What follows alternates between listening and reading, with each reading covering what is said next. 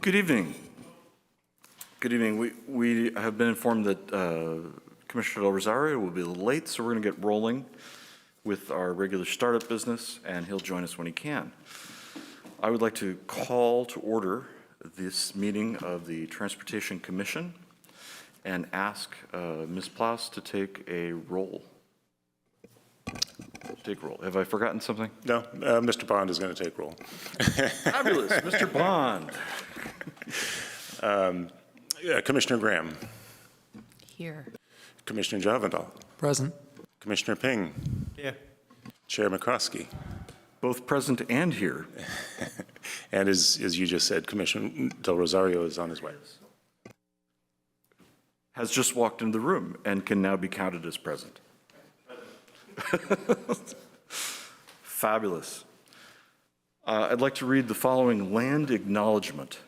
The City of Albany recognizes that we occupy the land originally protected by the Confederated Villages of Lejeune.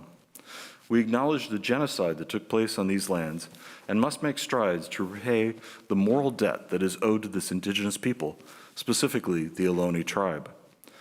We thank them for their contributions, which have transformed our community and will continue to bring forth growth and unity. The City of Albany commits to sustaining ongoing relationships with the tribe and to together build a better future for all that now make this their home. All right.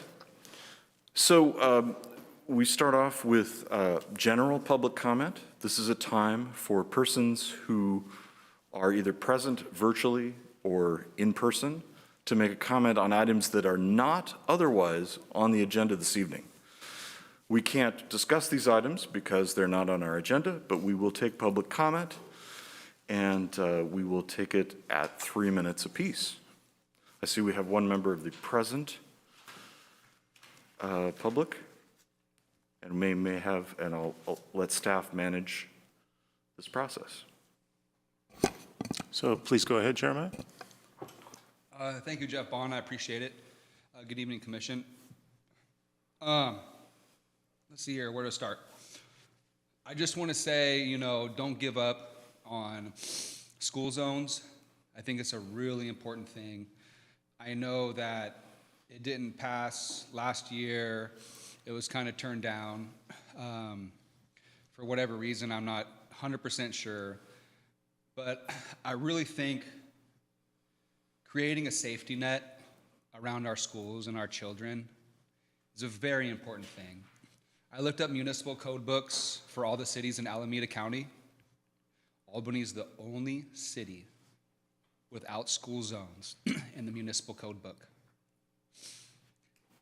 And then we have the #1 school district in the county. So it doesn't make sense.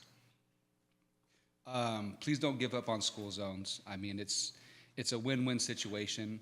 Whether or not people obey them, we can't control that, but at least we as a city can come together and at least make an effort and try and push for it. So please don't give up on that. I think it's really important because these kids, they're too young to come to a meeting like this and speak up for themselves. They don't know how to do this. And so I just want to voice for some of them who are unable to be here, I would like to advocate for them as a continuous effort on my part to be persistent and not to give up on such a good cause. See, what else do I want to say here? I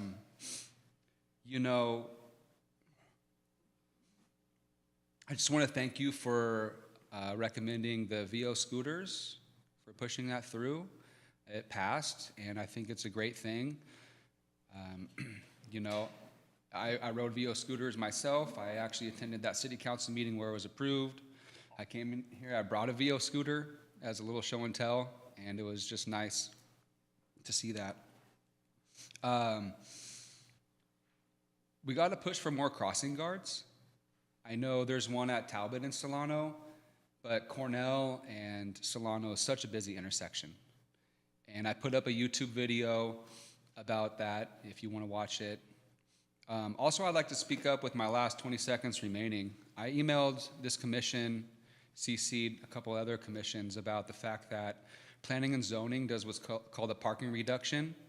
And when they do a parking reduction, it directly impacts our public streets and it affects this commission. So when the planning and zoning says a parking reduction, it puts more cars on the streets and you're left to deal with that problem. So parking reductions should also be approved by this commission. Thank you for the time. Thank you for your comments. Do we have other? I don't see any other public comments for Good of the City in the room. If members of the community that are on Zoom wish to make a comment, please use the raise your hand function on Zoom.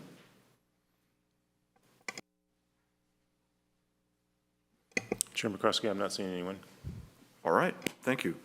I should mention at the start of the meeting that I want to thank staff, both present and not present, for making this return possible and for managing the virtual and physical presence of people at this meeting.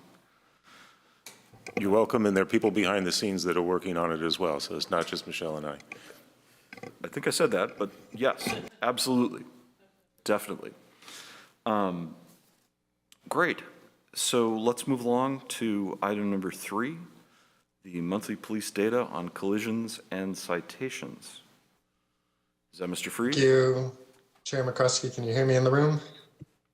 We can hear you. Your video is freezing a little bit, but we can hear you. Okay, we'll give this a try.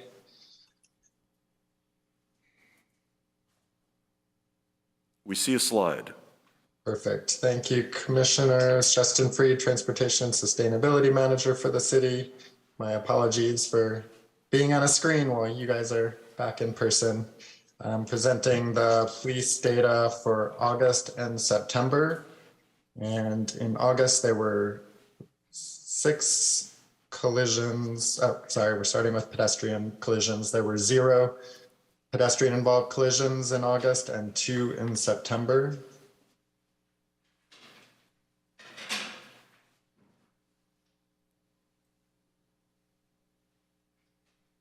All right, I'm slowing down a bit here. Okay. Bicycle involved collisions were 1 each month in September and in August. Vehicle collisions, there were 6 collisions in August. 1 was an injury collision, and there were 12 collisions in September, 6 of which were injury collisions. The police department issued 28 moving citations in August and 22 in September, and made 4 DUI arrests in August and 3 in September. And that concludes my report. Any questions from the commission on this data? Is there any public comment? I see one in the room. I'll let staff manage taking turns. Please go ahead. Thank you. So I was wondering if on the future report, if we can include, VO scooters or some sort of, because I know that's a new thing now, it might not be on this report, but maybe we can get some feedback from VO if there were any collisions. I think City Council would probably like to know that information. It'd be great to collect data. And regarding these collisions, I'm wondering what the speeds were traveling. I mean, if they were speeding or if they're going the speed limit. I know that'd probably be difficult to determine. But I was also wondering if maybe it's on the information packet, if the collision data can show maybe a map, to where it could show where these incidents occurred. So that way we might be able to see that. And this is a monthly? Is this a monthly thing? Okay, yeah, that's great. That's really great. Yeah, thank you, Justin, for providing this. I really appreciate it. It's good to see you. Let's see here. Let me think of something real quick.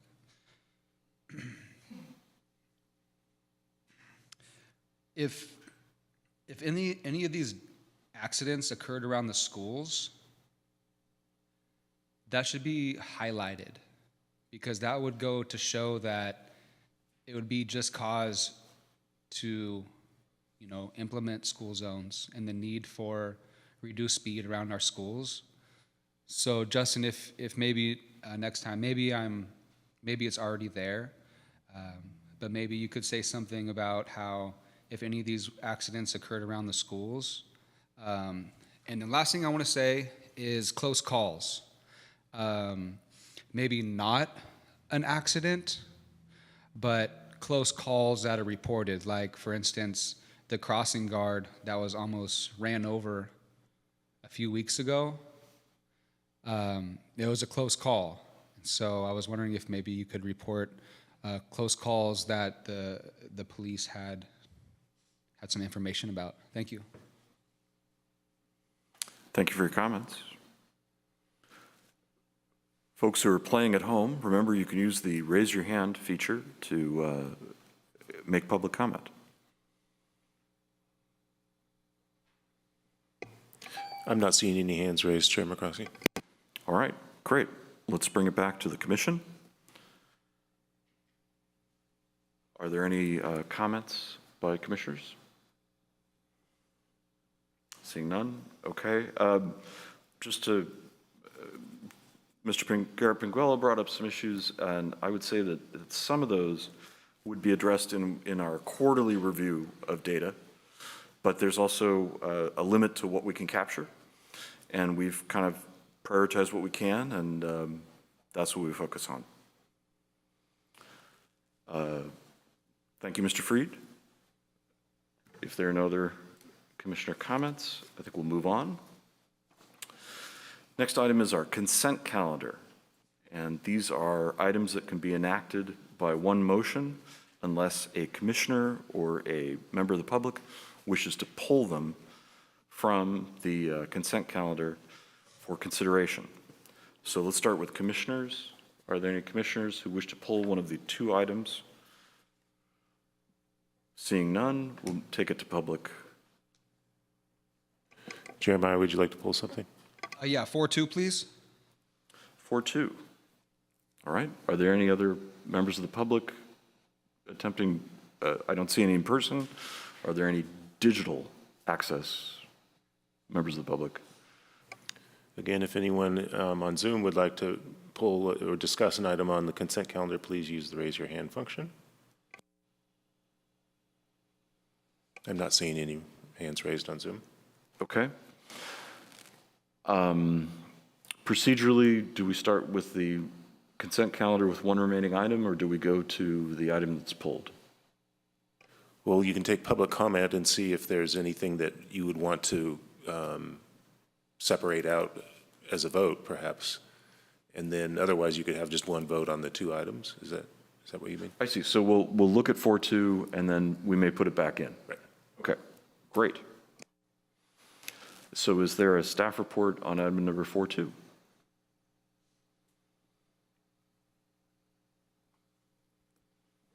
That it would be me again. The item 4-2 is proposed green curb short-term parking, 20-minute parking zone adjacent to 1185 Solano Avenue. This is adjacent to the post office and the temporary parklet of Boss Burger.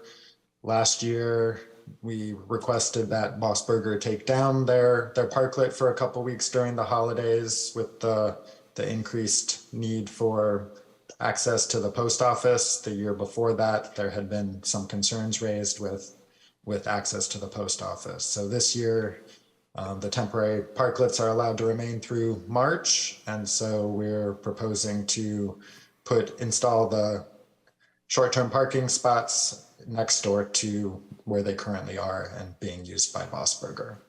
And I'm available to answer any questions, or I can show some visuals from the staff report if that's useful. Thank you. Thank you. Any commissioner questions? Seeing none, we'll go for public comment on this item. I'm not seeing any public comment in the room or any hands raised in Oh, excuse me, Jeremiah. Of course, Jeremiah. Looks like we have two in the room. Okay. Oh, Jeremiah, please go ahead. So Justin, I see you mentioned temporary parklets till March, right? If I'm not mistaken, I believe they're permanent now. City Council approved some sort of permanent status for these parklets. But besides that note, I didn't hear you mention that there was a compromise between Bossberger and the city, and they temporarily took down their parklet, show of good faith, for the parking for the post office. So basically, you're taking away from one business to give to another business. So that just doesn't make sense to me. I think there's a solution there. I would propose, first of all, table this item. Don't make any decisions tonight. Really think about it. Bring it back to another or another agenda. And the solution here is maybe Bossberger could do the same thing they did last year. I know it was maybe a month, and then January, early January, they were allowed their parklet again, but maybe the compromise can be through March. You know, extend it.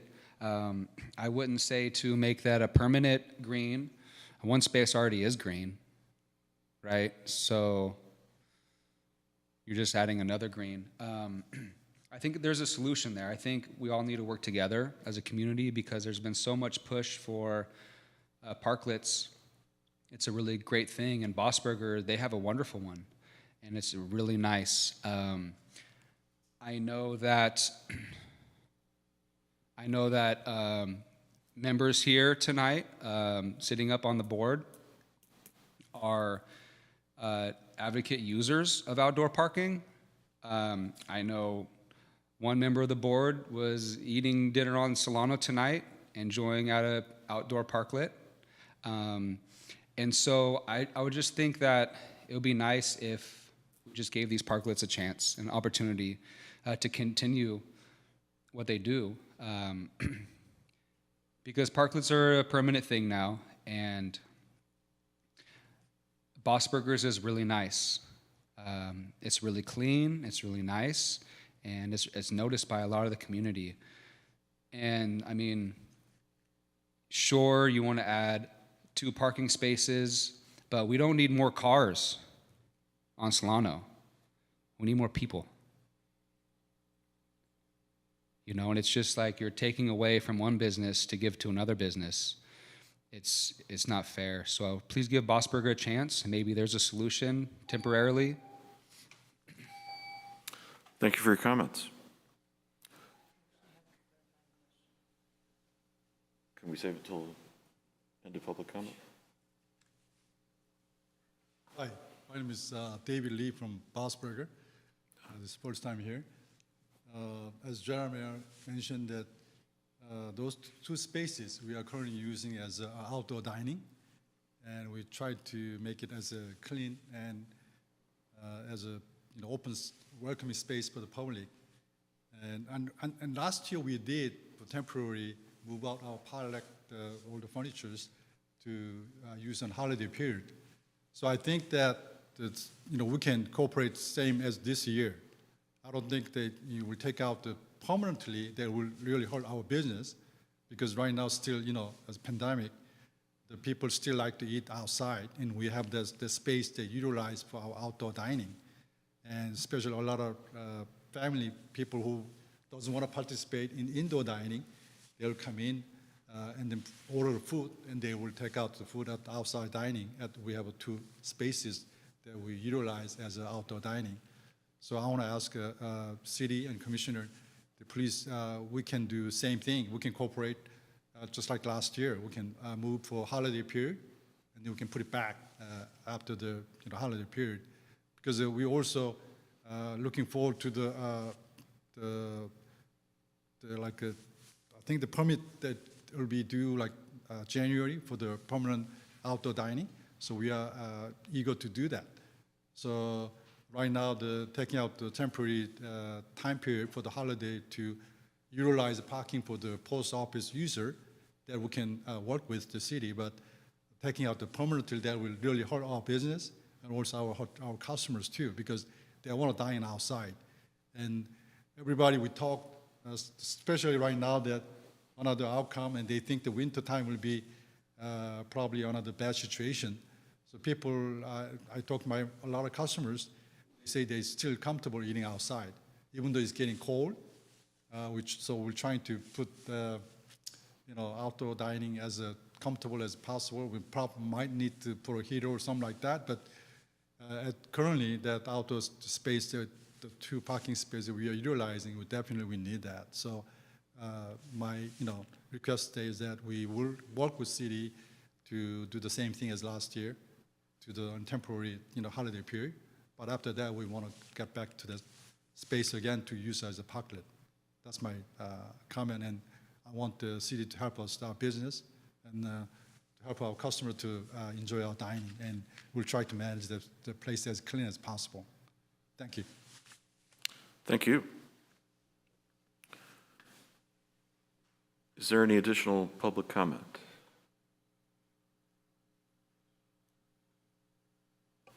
I'm not seeing any on Zoom. Great. Commissioner, you had a clarifying question? Yeah, are we talking about the 2 diagonal spaces on Solano, the 2 parking spaces adjacent to the Boss Burger, or are we talking about along the street adjacent on the, lengthwise? Where the, I think Justin's going to show you. and is the street along, on the, what is that? Is it a loading zone? Is it yellow for the post office, or is there any signage there?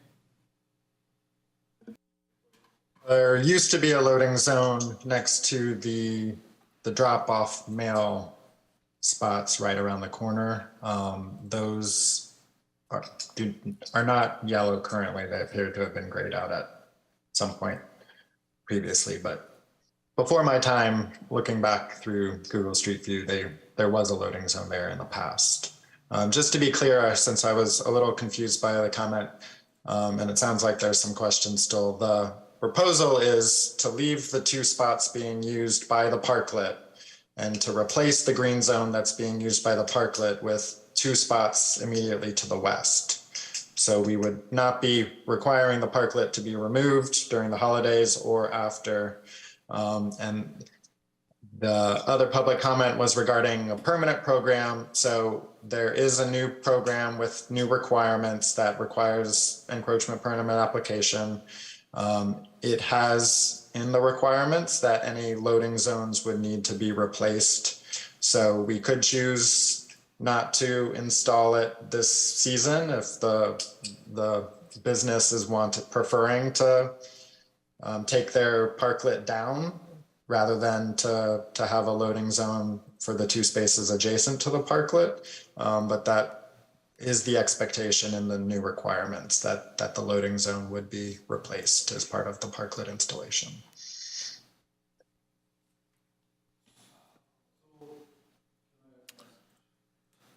Actually, I'm still very confused. I thought we were gonna. Let's see if we can get there. I'm sorry, I was going to say, let's see if we have the same questions as you do, and then certainly with the owner, we're willing to do a follow-up. I was confused. I thought we were gonna change the 2 parking spots next to the parklet to green zones and keep the parklet. Is that our recommendation? That's correct. Oh, okay. That is the staff recommendation, yes. Oh, okay. Yeah, because I was considering well, personally, I don't think we should take out the parklet. Okay, good. Other questions, comments from commissioners? I'll just comment that it sounds like the issue is resolved with the clarification. So I would move that we put this back on the consent calendar. Any objections? Great. Then let's put it back on the consent calendar, and I would entertain a motion to pass the consent calendar. I'll move to approve the consent calendar. Commissioner Del Rosario, I second that. Commissioner Pang, any further discussion? Seeing none, could staff take a roll vote? Yes, Commissioner Del Rosario. Yes. Commissioner Graham, Yes. Commissioner Javadal, Aye. Commissioner Ping, Yes. and Chair McCroskey. Yes. Motion carries unanimously. Thank you for coming tonight, sir. Item number 5, discussion and possible votes of recommendation. We're going to start with item number 5.1, intersection red curb no parking zone at intersections near Memorial Park and Albany Middle School.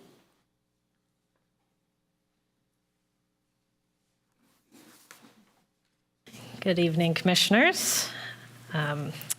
Going to be presenting tonight our intersection red curb proposal. Bear with me while I get used to the new tech. So just a little bit of background first on the red curb policy itself. This was created by the council with Resolution 2017-73, and it lays out a fairly extensive policy for intersection red curbs as a kind of general policy throughout the city, intended to improve pedestrian visibility at intersections.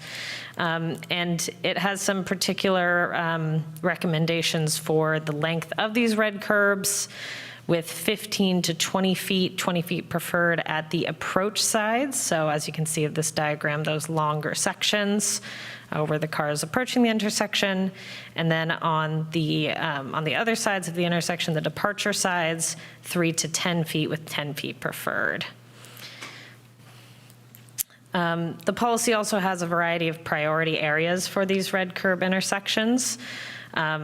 Many of them related to proximity to pedestrian-heavy locations such as schools, parks, areas in the active transportation plan, et cetera, as well as collision history of various intersections or hazardous conditions. Back in September of 2021, we had a discussion at this commission to identify the first priorities among those to focus on for this upcoming round of red curbs. And the commission identified that it would like staff to look for areas with multiple benefits that were meeting multiple criteria within the policy, and in particular, areas near schools, parks, the pedestrian network, and fire department access. So with those priorities in mind, staff has identified 5 different intersections for this round. The first 4 are all around Memorial Park. As you can see here, Portland-Pomona, Portland and Ramona, Portland-Carmel, and Carmel and Thousand Oaks. So I'll go through each of these 4 first. First is Portland and Pomona.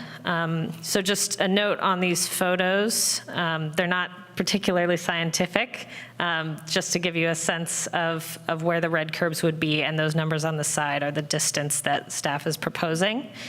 And then as you'll see on the top, there's a sort of faded color, and that's existing paint. So on the top, we have existing red curbs and some blue curbs.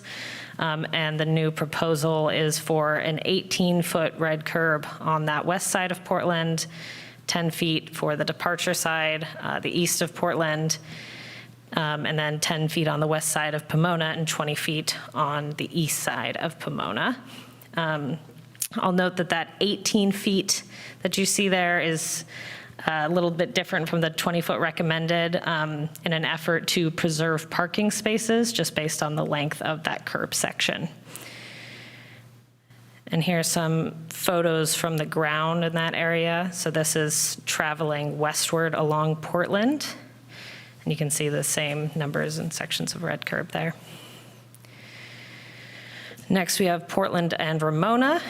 And this one has a 10-foot proposal on the west side of Ramona, 20 feet on the east side, and then 8.5 feet on the east side of Portland. Again, the 8.5 feet is meant to preserve the parking space there. And we didn't recommend putting one on the west side of Portland at this intersection because there isn't a crosswalk on that side. And again, some photos from the ground. You can see that S there, that's denoting that southward direction along Ramona. Third, we have Portland and Carmel. On this intersection, all of the sides of the intersection on the north half already have existing red curbs. So the proposal is only for these ones on the southern half. Just the standard lengths of 20 feet and 10 feet on approaches and departures here. And here's images from the street. This is if you're standing at the corner closest to the park. And then this is looking north along Carmel. And here you're mostly seeing the existing red curbs. And then fourth, we have Carmel and Thousand Oaks. So on this intersection, there are 2 existing red curbs. One here, hopefully you can see my mouse there, on the west side of Thousand Oaks, and then another here on the east side of Thousand Oaks, right there. So those would be just left as is. They do need a new paint job, so that would probably be part of this project to repaint the existing red curbs. And then there would be new red curbs down here, standard 20 and 10 feet for approaches and departures. And then on this northeastern side of Carmel, we're proposing a new 10-foot red curb right here, and then 18 feet here on the northwestern side of Carmel, again, slightly reduced to preserve some parking spaces. And here are some photos from the ground here. This one on the left is looking towards the park. And then here we have, you see the north, that's the north side of Carmel. And you can see here we have the existing red curb. And over here also an existing 5-foot red curb with the new proposed 10-foot red curb on this side.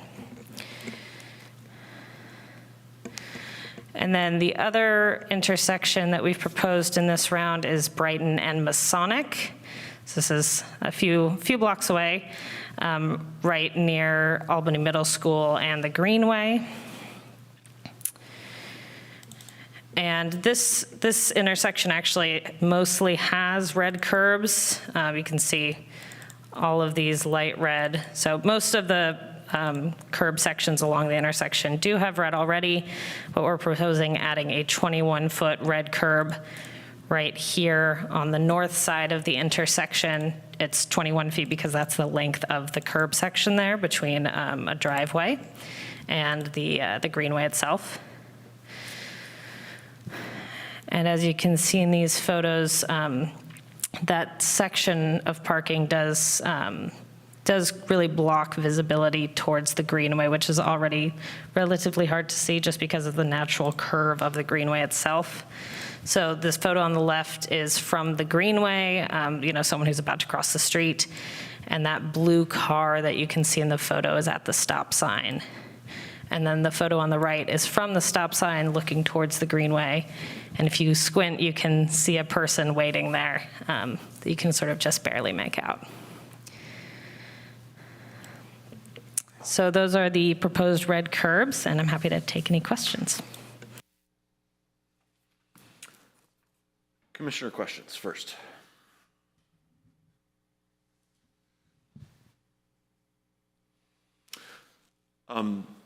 I guess I have one on the Brighton at Masonic. Have you considered using that the new red zone as a parking corral for micromobility? Yeah, that concept has come up. I think we're still trying to figure out exactly how that would work, but we definitely have been thinking about parking for micromobility right there at the edge of town. So this could potentially be helpful for that. Is that something we could consider tonight and allow staff flexibility to implement that in the future?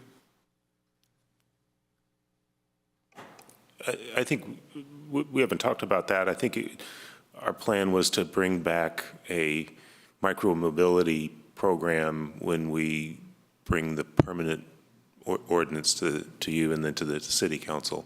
The city council passed an urgency ordinance. We need to come back with a regular, going through the regular ordinance adoption process in a few months.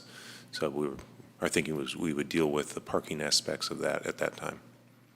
If you wanted to include in your motion, express the interest in having us explore this in this particular location, we're certainly happy to do that, but we haven't put any thought into it in any detail at this point. And hence, it's not part of your proposal. Understood. Thank you. Any other commissioner questions? I have a question. For the intersection of Ramona and Portland, can you go back? I wasn't here when we passed it previously, but I just read it quickly, and it does say protected and unprotected intersections, and I guess I'm questioning the not having the red curb on the, on the leading edge of the intersection here, where you see that car parked, because even though it's an unmarked intersection, you know, I would see there's a lot of pedestrian travel to use the crosswalk on the other side of the street, and I just question why we didn't put propose the red curb there. Yeah, I think that's definitely something that's up for discussion, and if the commission wants to do that, you can definitely have that as a change to the staff's proposal. I think our thought was that because it's not a crosswalk, it's less of a priority in that sense. We're expecting most people to be crossing at the crosswalk. And You see how they have to cross there to get to the crosswalk, right? oh, sorry, you're talking about the cross through Ramona? Yeah. Am I not being clear? Sorry. Oh, yeah, sorry. I see what you mean. The leading edge, I'm getting my direction wrong, but the western side. Right, yes. Yeah, I think that's a fair enough point. Justin, I think, had some thoughts on this, if you want to chime in at any point. Sure. Yeah, we went back and forth on whether to recommend red curb at that location. It would add visibility for the southern leg crossing. In terms of it being west crossing the Portland, the other issue that made it a little different than other intersections is you are crossing to a row of parked cars versus crossing at another four-way intersection where you would be going to a different corner. So that was the other factor in our recommendation. Is there a stop sign at that intersection? There's a stop sign on Ramona, but not on Portland. Can I add something to it? So actually, I think the whole discussion is about like people crossing, but actually if you are wearing hat of a cyclist, if you are traveling east, right, on the bike on Portland, and then if you don't have the red curb over there, any van or larger size vehicle can block the view of people driving north on Ramona. I think so to that point, I think it should be added a red curb on that side. Just a reminder, we try to keep it to questions before public comment, and we'll come back with opinions and recommendations afterwards. It's okay, it happens. Other commissioner questions? I have one. At that Portland and Ramona intersection, on the north side, to the left of the crosswalk, did you consider creating a red curb between the crosswalk and the ADA space? Sorry, are you talking about this area right here? Yes. No, that didn't come up as a possibility. I don't think anyone's technically allowed to park there as it is right now. It's not large enough for a car to fit, as far as I'm aware. Having been a park user for many years, I would suggest that you can't prevent people from parking in the crosswalk, but maybe adding the red would make it more visible. Yeah, that might be helpful, yeah. But that was. We didn't beyond the consider question. it, but you Sorry. guys are free to add it as you please, yes. We'll come back to that. Any other commissioner questions? Let's open it up to public comment. Okay, we'll start with people in the room. Jeremiah, please go ahead. Yeah, thank you. If you could lead up that slide with Ramona and Portland, please. Yeah, so, I mean, looking at that intersection, the crosswalks there, it'd be nice if that was, you know, a push button LED crosswalk, could possibly light up. Maybe restripe it, make those yellows more visible. So if you're on Portland and you want to turn right and go south down Ramona, I notice the shade of the trees, right? So if you're on Portland turning right on Ramona, you're going to be looking into the sun, because the sun's down here where it's south, and that sun's going to block your vision of a pedestrian crossing Portland across Ramona going west to east. So I would suggest, like people, commissioners have suggested tonight, to make the unmarked red, where you don't have it in the shade of the tree, to consider making that red. And if you have time to put up the slide for the middle school area, Albany Greenway, and was that Brighton? And why potentially you'd put up that slide with the Albany Greenway and the middle school, I just want to mention that a lot of these are red, and it's a lot of red.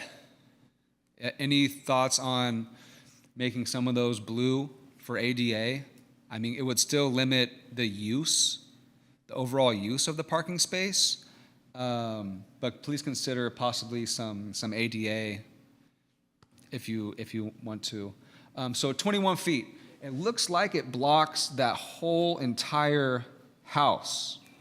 So that property now has no parking in front of their house. And if they want to add an addition and apply, you know, the parking reduction, planning and zoning, there's no parking in front of that house. So my suggestion, my solution, okay, is what is the average parking space? 18 feet, right? It's supposed to be 18 feet for, when you do striping, it's about 18 feet. So my suggestion here is do a 3-foot red, 3-foot red right there. Leave 18 feet open for someone to park a car in front of their house. And if you bring in that 3 feet of red, that'll provide enough room to where a car parked down here on Brighton can see someone crossing from the Albany Greenway, because a car would have to park, you know, on the west side, and they couldn't back up all the way to Albany Greenway. So that would be a solution there. I mean, you know, it's only fair to the person there, and so, and put up a LED crosswalk as well. Thank you. Thank you for your comments. I think we have other members of the present public. It looks like Sir, they're, why don't you take your turn? Thank you. We'll manage that.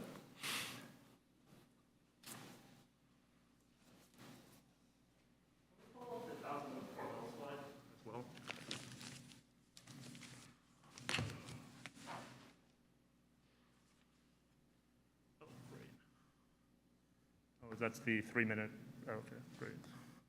Well, thank you, first of all. I appreciate it that you give us the chance to make these comments. And before I begin, I'd actually want to offer a compliment to the staff and both the council members. Actually, I was made aware of this proposal late last week for the first time. I sent an email maybe about 6 o'clock on Sunday, thinking I was going to get a response maybe 4 days later. I got a response within like 2 hours on a Sunday evening from Mr. McCroskey. I very much appreciate that, the promptness and the thoroughness of the responses of both the council and the staff. I just wanted to offer that because I suspect you may not hear that from citizens very often. I wanted to offer that. What I wanted to mention here is that in addition to my written comments, with regard to the 4 intersections being proposed here, I believe that Carmel and Thousand Oaks is unique versus the other 4 or intersections being contemplated here because, first of all, as bears repeating from what was in my written comments, this isn't Portland. This isn't a main thoroughfare as identified by the fire department. They did not identify the Thousand Oaks Street as a main thoroughfare, so I don't think that's necessarily a criteria. Sir, I'm going to ask you to step back to the mic for the people who aren't in the room. Thank you. I apologize for that.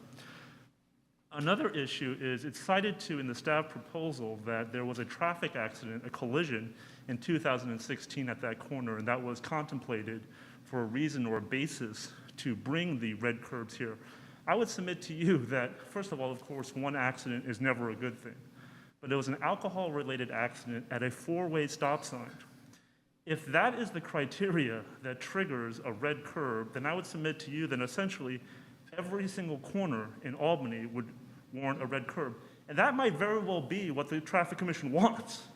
That's fine, but if that's the case, that's a different issue. It's not something where we're adjacent to an ASUD property, and that's the reason triggering it. What's really happening is Albany has decided that every single corner at some point is going to get red curbs, which again is fine. I would disagree with that vehemently, but that needs to be transparent here. Based on what I've seen, it seems to me that there are certain criteria being used. So a traffic accident, a single traffic accident, 2016, I don't know if there was anything before that, but based on that data alone, it was only a half a decade of time. And before I forget, one thing I would like to establish, I talked to Michelle earlier. She said that she was going to clarify that the 10 feet mark on the northeast corner of on Thousand Oaks, is actually really 5 feet, and that's the repainting. And she said that that was going to be the actual amount in an email to me. I just want to make sure that that's the case, and it's not the 10 feet that's there, because that's a marked difference. Also, lastly, the 10 feet on Carmel, thank you. You have a few more seconds. I interrupted you. Oh, sorry. Finish your sentence. The 10 feet there, if you see the car in the slide after this, the 10 feet then, the next spot that abuts the 10 feet actually goes next to a utility pole. And I showed a picture of that in my written comments. So effectively, that 10 feet on Carmel, in terms of reducing parking spaces, really is, ballpark about 15, 20 feet.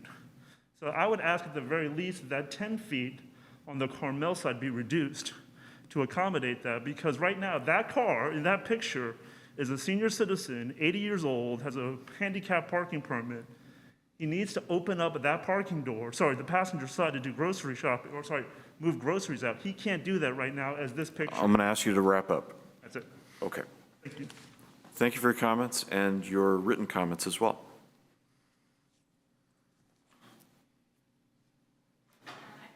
Please step over to the podium. Take your time, please. Could you ask it at the podium? Thank you. This is my first time coming to one of these. Welcome. So I was wondering if I have questions, is that part of my 3 minutes as well? Yes, but we will answer them afterwards Okay. Great. or address them. Okay. So my name's Amy Hagelin. I live in the house on the northwest corner of this intersection of Thousand Oaks and Carmel.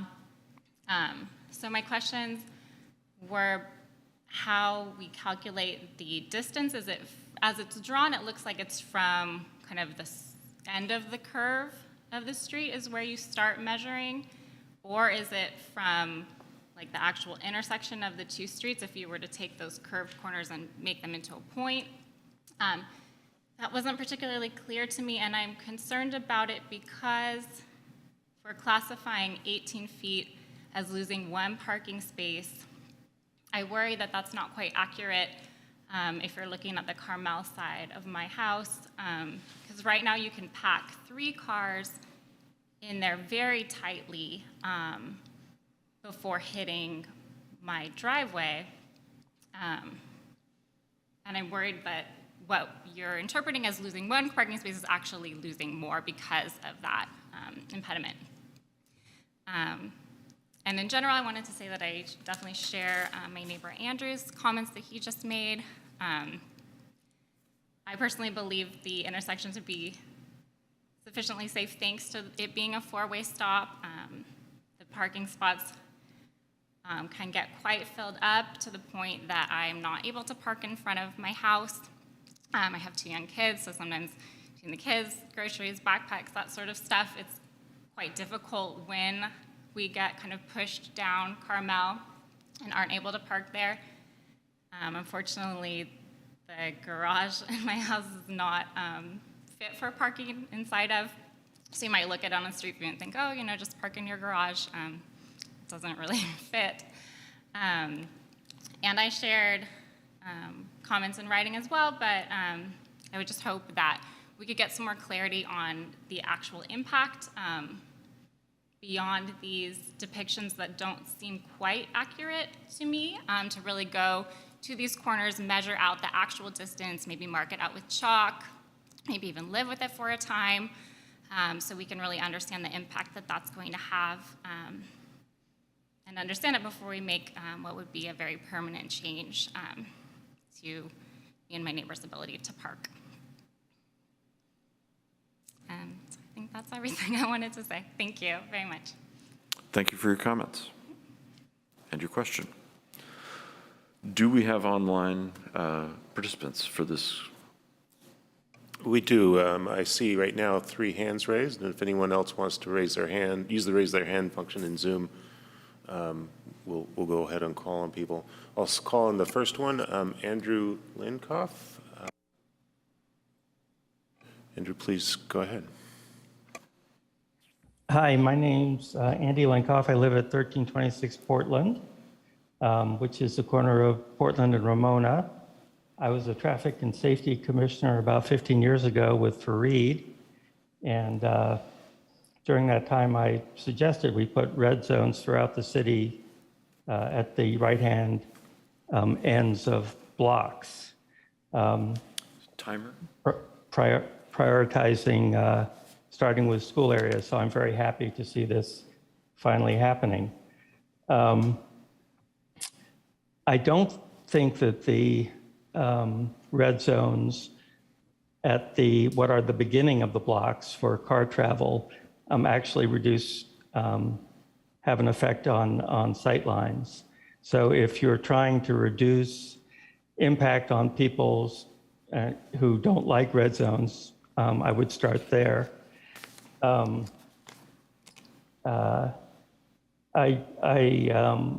Regarding Portland and Ramona, I fully support the red zone at the end of the block on Ramona, and also the one that's on Portland on the west-hand side, which I think should be in there, as other commissioners have discussed. That is, even though it's not a marked crosswalk, it is, I believe, legally a crosswalk. I have seen a child hit by a car there. In fact, that was how I got on the Traffic and Safety Commission in the first place. So the children cross there to go to the park, go to schools, and a red zone would make children leaving the crosswalk more visible, and also make traffic on Portland more visible to cars turning left off Ramona. I would like to say that although red zones reduce parking, people who own houses on corners, such as myself, have about twice as much off parking as every other homeowner. I happen to have 5 parking spaces adjacent to my house, and it's not a hardship I believe, for somebody who owns a corner house to lose a parking space, which is public property. And I believe the best use of it at the end of the block on the right-hand side is pedestrian safety, not parking private vehicles. Let me see, anything else? Yeah, so on Carmel and Thousand Oaks, it looks like there's no red zone on the right-hand side of one of the blocks. I guess that's Thousand Oaks, or a very short road, and so on a 5-foot one. And I think that for pedestrian safety, I mean, there are people using that intersection to access the park. I would make that a 20-foot red zone. Thank you very much. Thank you. Okay, next would be Kira Molman. Kira, please go ahead. Hi there. My name is Kira. We live on Portland Ave, just east of Carmel. I apologize in advance if this comment is not particularly related to the this red curb proposal. But I would say that around Memorial Park and on our section of Portland, there tends to be a lot of speeding cars. It seems that as they get past the high school, cars think they're kind of out of the quote unquote school zone, and really speed up that section of Portland. So I just wonder if this commission has ever considered measures to address that, such as speed bumps in this section, or at least, I don't know. It doesn't seem like there's any measures in place to really address those who are speeding. And it happens quite frequently right outside our house, where, as you all know, there's plenty of pedestrian traffic going to the park and going to school. So just a question that I had, not exactly related to this proposal, but maybe something to consider in the future. Thank you.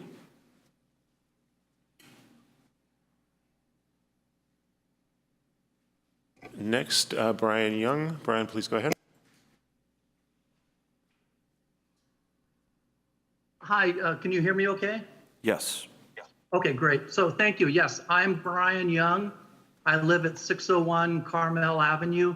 That's the corner of Thousand Oaks and Carmel.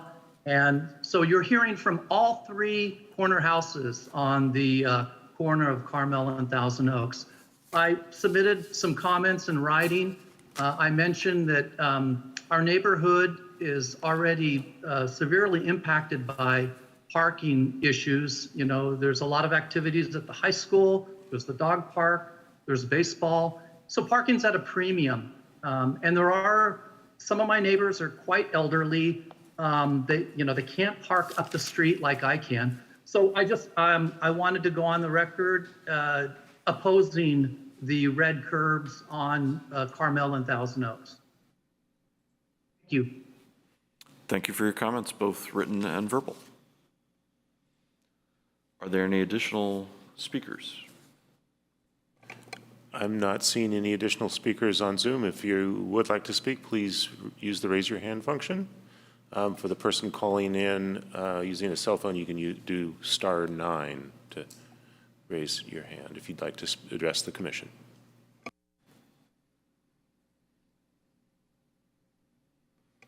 Chair McCroskey, I'm not seeing any additional hands raised.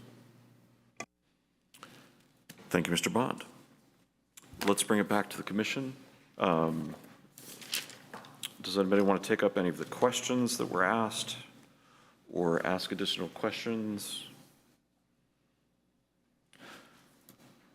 Commissioner Del Rosario. Yes, thanks. The length of, does the staff know the length of curb at Thousand Oaks and Carmel, along Carmel on the west leg, northwest leg? Between the intersection there and the driveway? Yep, so the 18 feet. So what's the length all the way to the driveway? Yes, the 18-foot section there, the full length of that curb section is 51 feet. So if we take the 18 off of that, then it would come out to 39. I think I have that math right. I was distracted. Is this on Carmel or Thousand Oaks? On Carmel, where the 18-foot mark is. Thank you. So then you leave 2 parking spaces. Thank you.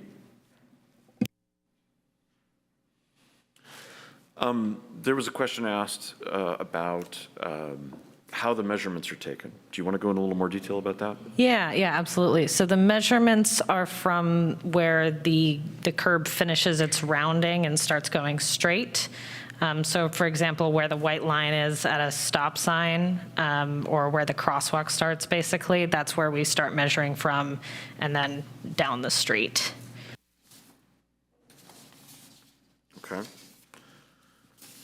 I think there was also a question about this corner here, if you'd like me to clarify. Yeah, please. So again, this light red section here is that existing 5-foot red curb. And then this one up here is the proposed new red curb that's 10 feet. I'd like to mention, I was there today, and that existing 5-foot, I believe, was painted as a storm drain daylighting red zone a number of years ago. And there was another one of those at Carmel and Portland on it was on the southeast corner. That was a public works project that was separate from visibility.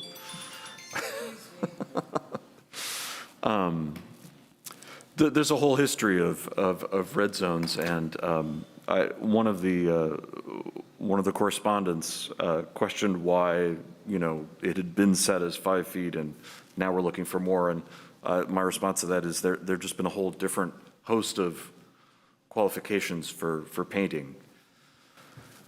Sir, we don't normally take repeat questions from members of the public. You've had a chance to write in and comment tonight. If there's some seismic shift in what we're talking about, then I would let you speak. But I'll give you 20 seconds at the microphone. No, I need you. Yeah, thank you. I'm just confused. I'm not here to argue. I just want to know what the number is. Clarification. Okay. That was the. For the section that I just pointed to. Yep. I hear what you're saying, that it should be 10 feet beyond whatever the. I was not voicing an opinion on that at this time. Michelle in the email said that would be repainted 5 feet, and that was a correction of that proposal. So I just want to know, as I leave here today, is it 10 feet or 5 feet? Great. Yeah, so again, this bottom part here, this one slightly to the south, is an existing red curb that will be repainted to 5 feet under this proposal. And this one slightly on top, that one would be a new red curb that's 10 feet long. Thank you for clarifying that. That's clear to everyone? Okay. Commissioner. Well, I just wanted to say one thing to one of the comments, which is how the decisions are made. There are guidelines that I think are attached to the package, which does outline, the process of prioritizing. And so that's just in response to one of the questions. Oh, but can you go back to that same intersection? But I guess my issue is the way in which we're looking at it from sort of a staff level, depending on whether or not it's a striped crosswalk or not. Because I think, like, for instance, where we're just talking about with the 5-foot red curb, I don't quite understand the staff logic of not applying the 20 feet prior to that intersection in the same way that we are providing it to all intersections. Because I actually, similar to my comment on the Portland-Ramona intersection, think that in some ways the red curbs are almost more important on non-crossed intersections, because the cross is alerting the drivers that they can expect pedestrians there. And I mean, I'm not a pedestrian planner anymore, so I can't remember what the overall guidelines are, but I think that that's something we should take into consideration, and as a city, sort of start to figure out a little bit more about how we're defining the treatment of different intersections depending on where the crosswalk is, and then also if there is a stop sign or not, because I think that also comes into play. I would say it is interesting looking at the geometry of the intersection and where the sidewalks hit the intersection, and there is a big difference in terms of where the red zones are indicated. On the left side, there's a definite crosswalk. There are very clear paths, but on the right-hand side, that gets a little more hazy.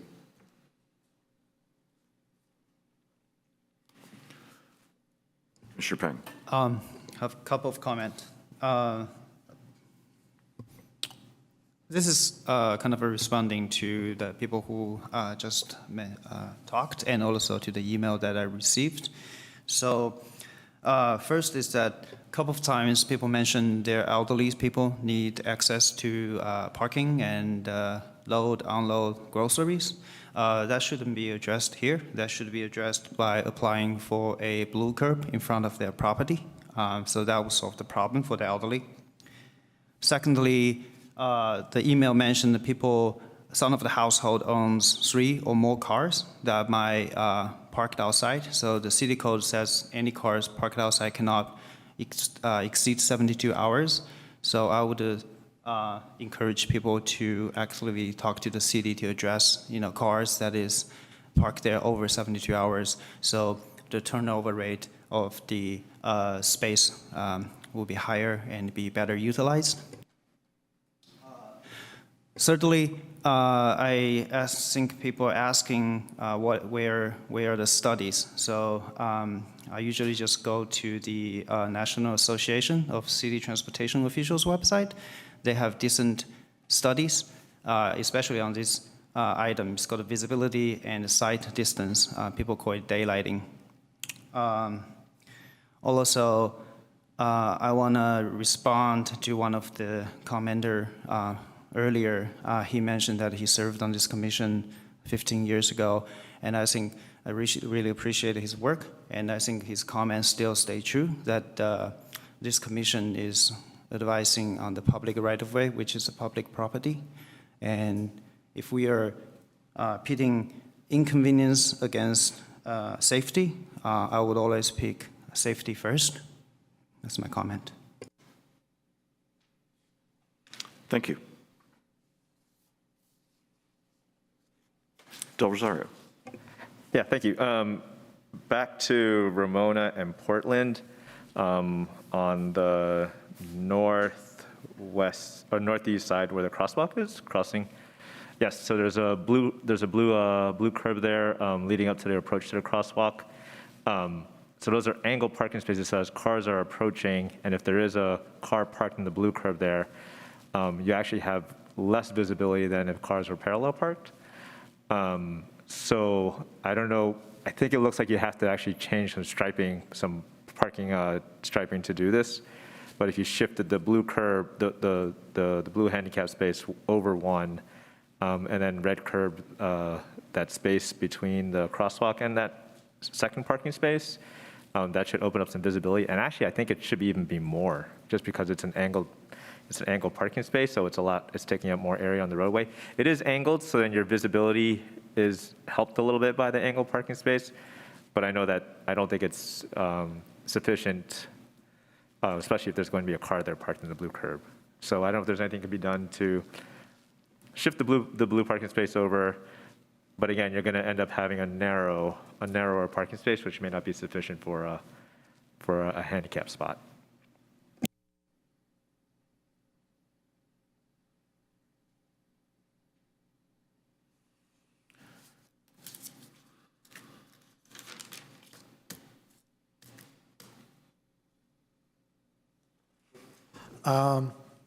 I'll start with just following up on that. I think that if we red curb the space where the blue zone is now, shift the blue zone over by one, we could widen the parking space into the section that we're proposing to red curb. So we could keep part of the current parking space and add it to the second parking space. I think that's a good suggestion, and I would definitely support that. We could even cross-hatch it with blue just to make it really clear that that's kind of the unloading zone. I know it's kind of on the off side if you had a van, so maybe doesn't fully meet that need, but it does clarify that you shouldn't park there, which I think is the primary goal. I also think that on the southwest corner of the intersection, that first parking space on Portland approaching Ramona, I agree with the comments that have said that ought to be removed and red curbed. It'd still leave one parking space there, but when you've got cars eastbound on Portland that are getting ready to turn right onto Ramona, that'll really improve the sight line for people who are crossing Ramona there. So I think that there's definitely some value to that, as well as a traffic benefit for the cars trying to turn left off of Ramona, as another commenter mentioned. So that one seems worthwhile. The 10 feet on the Ramona side, I'm less concerned about. So if that became a, shorten it to 5 and you save a space type of thing, I wouldn't have any problem with that, just with the nature of this particular intersection. I'm sorry, which segment was that? So on still sticking on the southwest corner. Got it. Right, so on the Ramona side where we're showing 10 feet there, Yep. that's less critical, I think, than any of the other red curbs at this intersection. So if shortening or removing that saved a parking space, I wouldn't have big concerns about that. Looking at the Brighton and Masonic intersection, given the volume of people on the Greenway and that bikes, may pop out of there pretty quick with a short time to be seen and to see cars, that's a place where the red curb makes some sense. Fortunately, the house there does have a usable driveway that they're currently parking in, at least on the street view. But to the extent that that's kind of a curb in an intersection, that's the type of place that sort of makes sense to remove. So I do think I support the staff recommendation on that, just again, because of the exposure of a high volume of people, including kids to and from the middle school. I think I will leave it at that for now. Okay, thank you. A lot of information, a lot of space to cover. Appreciate all the comments. One of the resident comments was the accidents don't warrant the treatment, and I would say that while we normally get reports on what accidents are involved in the area, those are not the sole criteria that we're looking at here. I think we're really looking at visibility and opening up these intersections for walkers, for scooter riders like Mr. Pinguello over here. I've spent time in these intersections. They're more than 500 feet from my home. They're more than 1,000 feet from my home. Let me just make that very clear. I have been recently teaching a child to drive and using this area as part of our route. I'm very sensitive to being not in control of the vehicle and having bad sight lines. So that has certainly influenced my perception of these intersections. I also want to say that vehicle size has changed greatly, or common vehicle size in terms of height, bulk, and that's something that hasn't come up, and I think it's important because we can't control what vehicles are in these locations, at least not in terms of motorized vehicles, large motorized vehicles. We had a caller talk about the speed on Portland. That's not something that we can address as part of this discussion. I will note that Portland east of Carmel has been striped narrower with the addition of a bike lane. And if the residents would like to explore further calming, that's something that they can apply to the city for. I want to second Commissioner Peng's comment about the city process for adding handicapped spots for residents, which are not dedicated to them, but are signed and blue curbed in neighborhoods to facilitate older folks, disabled folks who need to access their homes.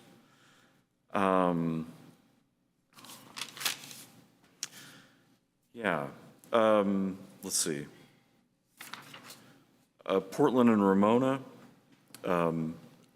we seem to have shifted into helping to design the north part of that intersection, but so I might as well take my turn. I think we've talked about shifting the handicap spot and taking away one parking spot, and perhaps using that whole area to support a handicapped loading zone. That's great. I think that also provides more space for somebody who wants to come in and unload for the Memorial Hall. And it might make sense to protect that extra space with something physical, either a bollard or a lump of some kind. Because otherwise people are going to park and cover up part of the crosswalk, which is being used by the other people who parked and are walking to the event. We all become pedestrians at some point. I also support that southwest additional red zone on Portland.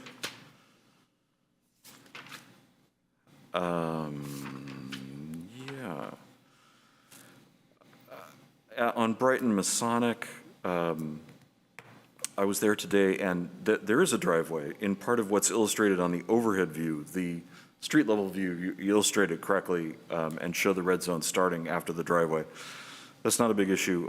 What is an issue for me is that if this is merely red curbed, it's a fabulous drop-off zone in a location where we don't want one. So I think that area, again, should be protected in some form if it becomes a red curb area.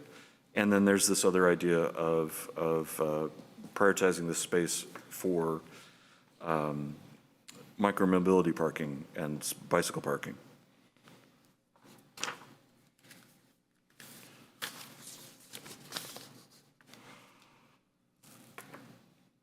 So, any further discussion from the commission? I just noticed that I live within 500 feet of this intersection. Should I be recused myself? Yes. So what we will do is, since we've only just discovered this, if we have any further discussion about that intersection, we'll ask you to step away, step out of the room, but hang on a sec. And then what we'll do is we'll split the resolution, if there is one. Okay. To have that separately. Okay. Does anybody else know if they live within 500 feet? I don't think anyone else.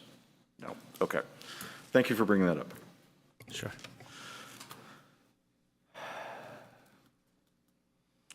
If there is no further discussion, I would certainly entertain a stab at a motion. No, I would like to actually, have a further discussion on the Thousand Oaks Carmel intersection on the northeast corner, the 5-foot red curb, I would like to know what the other commissioners feel about.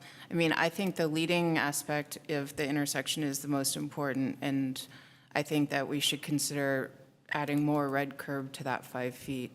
And similarly to the northeast corner of the Thousand Oaks in Carmel. And so I would like to know what other commissioners think about those. I'm sorry, I thought you were talking about Thousand Oaks and Carmel initially. Which were your two intersections? Portland and Carmel. So let's do this one. Portland and Carmel, okay. So we're starting with Thousand Oaks and Carmel, okay. Just want to add to that, San Francisco used 10 feet throughout. That's what I found online. As a standard? Yeah, and then there also, it's range from 10 to 25. For leading? I believe so. Okay.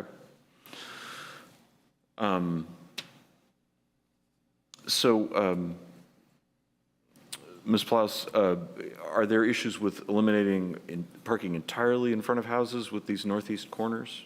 Can you tell us a little bit more? I can say that for that one section of the street there on the northeast corner with the existing 5-foot red curb, that section of street is, or that section of curb is 60 feet long.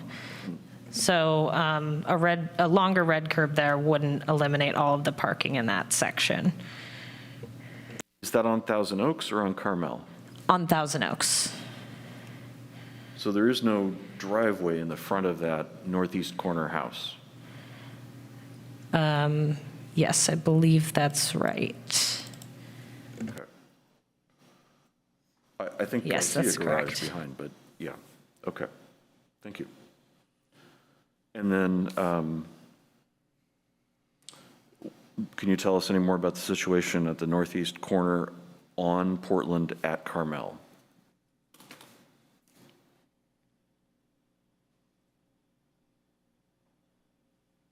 Sorry, just looking through my notes here. Take your time. I don't actually have the length in my notes here for that section, but it looks like Mr. Bond might be pulling something up. Did you say Carmel or, okay. Carmel and Portland northeast corner.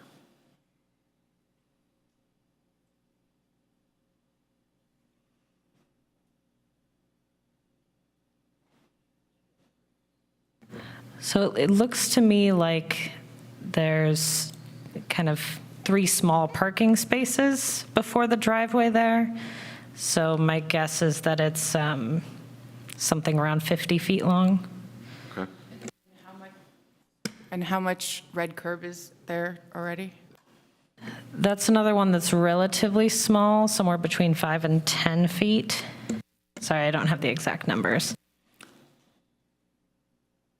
I think it's one of those painted storm drains, the shorter ones. I think it's blocked in this picture. You can't see it, but you can see the size of the curb there. Great. That gives us more information. Thank you. Commissioner Graham, did you have any other questions or comments? No, I'd like to know what people think about those specific intersections, and then I have a few other comments about overall process, but I think we can address those later. Okay, so are you asking if other commissioners in general agree with lengthening those? Well, I think we need to make a motion, so I am not going to fall on my sword here, but it does seem to me like there's sort of an inconsistency that's being applied to the intersections, which, okay, I'm going to talk about process now. I think we need to be a little bit more clear in terms of how we are addressing these things and looking at them, because it's clear sort of there's an inconsistency, and I think, there is a lot of detail here, and I totally am up for, reducing from 20 to 18 feet if it saves extra parking and that kind of stuff, but I do think that the fairest and safest thing to do is to try to treat all intersections the same, but I do think that it should be thought put into whether it's an unprotected intersection, where the crosswalk is, and so I'm suggesting staff needs to sort of take that back for the next time, so that we have a little bit more definitive standards and look at NACTO guidelines and all the other things to inform those. So that's my process oriented, but I guess if I were going to follow the guideline of we should have consistency, I would say we should treat those 2 northeast corners the same as any other leading into an intersection, and we should look to add 20 feet or somewhere their average of that to those intersections. Thank you for expressing that. Reactions? Oh, I agree, because eventually we're going to have to daylight all the intersections. So if we create too much variance, it will be a lot of work on the staff, because every intersection would seek a variance. So it's better to start from now to set up, like, for example, a minimum and then a suggested range. So the suggested range will give people flexibility to accommodate 1 or less parking spot. Yeah, that makes a lot of sense. Okay, so we do have a policy that we've worked on before, and it provides a little bit of flexibility. Are you asking to redo the policy or hew to the policy more closely? No, I haven't got time to look at the policy, but if I remember right, in that policy, we do have a minimum 15 feet. I can't remember, but in this case, obviously, it's not consistent with that, right? Yes. So that's why I'm thinking maybe reinforce the policy and restudy this intersection, right? Because right now it's 5, and our policy says 15 to 25. So the discrepancy needs to be explained a little bit. Okay. So if I'm reading the room right, or the podium right, we're kind of at a point where we might want to flip it back to staff. We get a good nodding from staff. Yeah, I think we can clean this up for you and bring you a clean diagram of reflecting what you're telling us this evening. And perhaps it's a pretty simple action at that point for the commission. If we get it right, then you've... I mean, I think we could go ahead and take a motion. It's just we have to walk you through I think there's two things here. I think we're kind of in agreement and could do a motion. We're just going to have to do it intersection by intersection. And then there's some guideline for staff in the future to sort of be a little bit more consistent. That's what I would suggest. So I'm happy to make that motion if you help me stumble through it. Sure. Okay. Sure, is that okay with, yes? Okay. Let's start down the path. Would you like me to put the images back? Especially if I'm going to do it. I have pictures of each intersection here that you could share if you like. I think this is the only intersection where I think I would make the motion that we approve it as proposed. As proposed, okay. For the record, you're pointing to the Portland and Pomona intersection.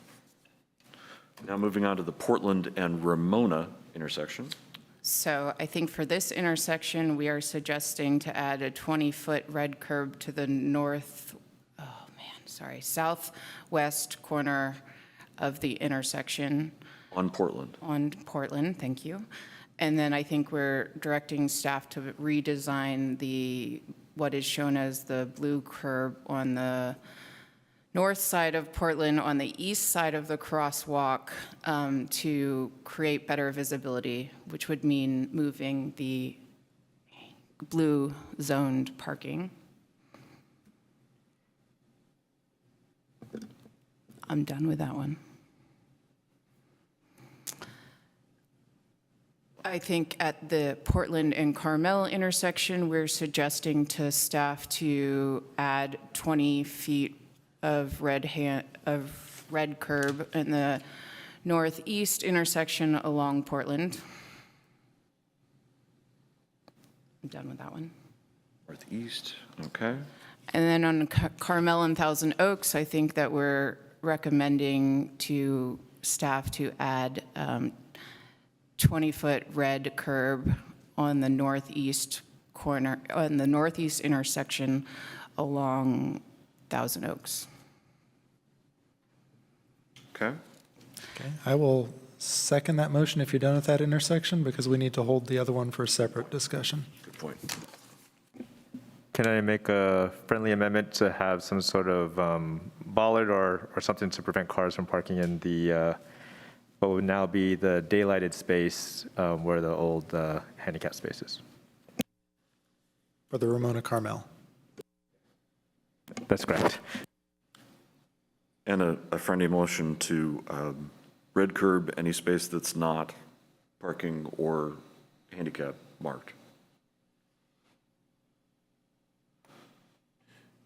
And may we have the discretion to adjust a foot or two as necessary if we can squeeze in an extra parking space beyond? In any of these, you're Yes. saying? Is that reasonable? Yes. Agreed.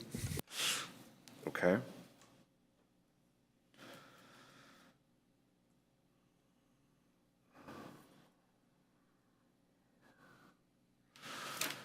Great. Any further discussion on this?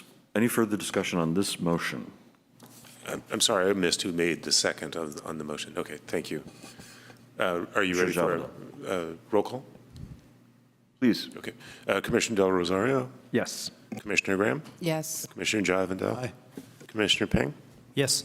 and Chair McCroskey. Yes. So Commissioner Peng will ask you to step into the hall, out of our view. You should still be able to hear us out there. And we'll call you back. You don't want to do this one? Is that what you just said? Okay. I'll take a shot at it. I think I'd like to move that we approve the staff recommendation for this intersection with the additional note for staff to consider ways to make use of that red curb in future to discourage its use as a drop-off parking space.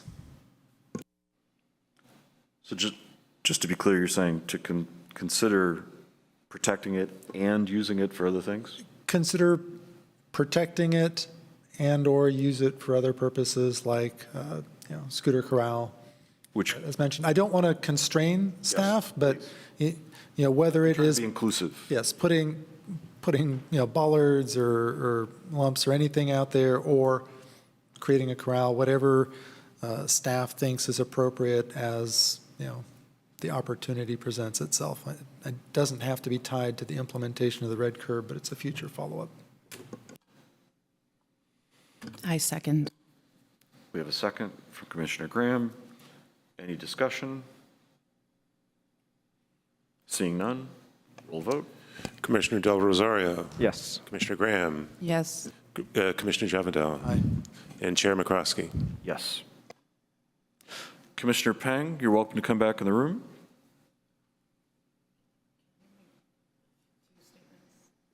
Are they about this particular intersection? Great. Please turn your mic on. I'd like to follow up with asking staff to look at the consistency. So hopefully you can report back to us on that. And I'd also like to ask staff that when you do those diagrams, you try to be a little bit more articulate, or try to make the red line consistent with how long it actually is in the map, because I think that's a little confusing. And I think you can easily do that in Google Earth. And then I'd like to just remind everybody that I think rather than using the word handicap, we should try to use the word accessible. Great. Thank you. Can I add a statement to that too? In terms of looking at consistency, we should look at what would be the proper daylighting for angled parking spaces and pull-in parking spaces versus parallel parking spaces. Great. Anybody on my left want to make a closing statement? Just checking. Thank you, and thank you all for your participation and for your patience and your communications and correspondence, both present and non-present. With that, let's move on to our next item. Item number 5.2, the Advisory Body Work Plan Status Report. I'm guessing we're talking to the little head again. Floating head. Good evening again, Commission. I'll make this brief since you have another discussion item after this.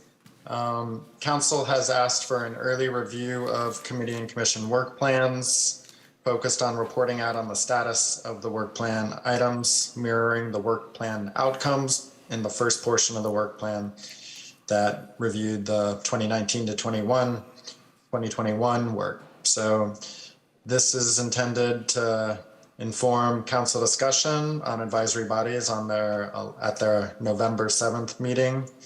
And the recommendation from staff is to review the work plan notes stating whether an item has been completed, worked on, or not worked on. And I've attempted to note out on the worked on items the various components that we have been working through over the last year and almost year and a half.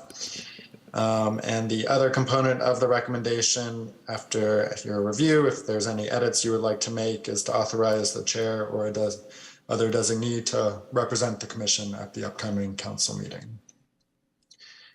And I'm happy to work through more specifically I'll just briefly note that we've worked on our regular reports and our recurring action items. Our one-time action items, some have been completed and worked on, some are not yet worked on. And our capital projects, a lot of those have not yet come before the commission. Haven't been started or have been in staff level work, but not yet ready for commission action. And with that, I'll open it up to questions. Any questions from the commission? Anything surprise you when you're reading through this report? Something you thought we did that wasn't on there, or that you don't remember doing? Sorry. Had to ask. With that, I'm going to go to public comments. And if you would use the raise your hand feature, we have nobody in the room.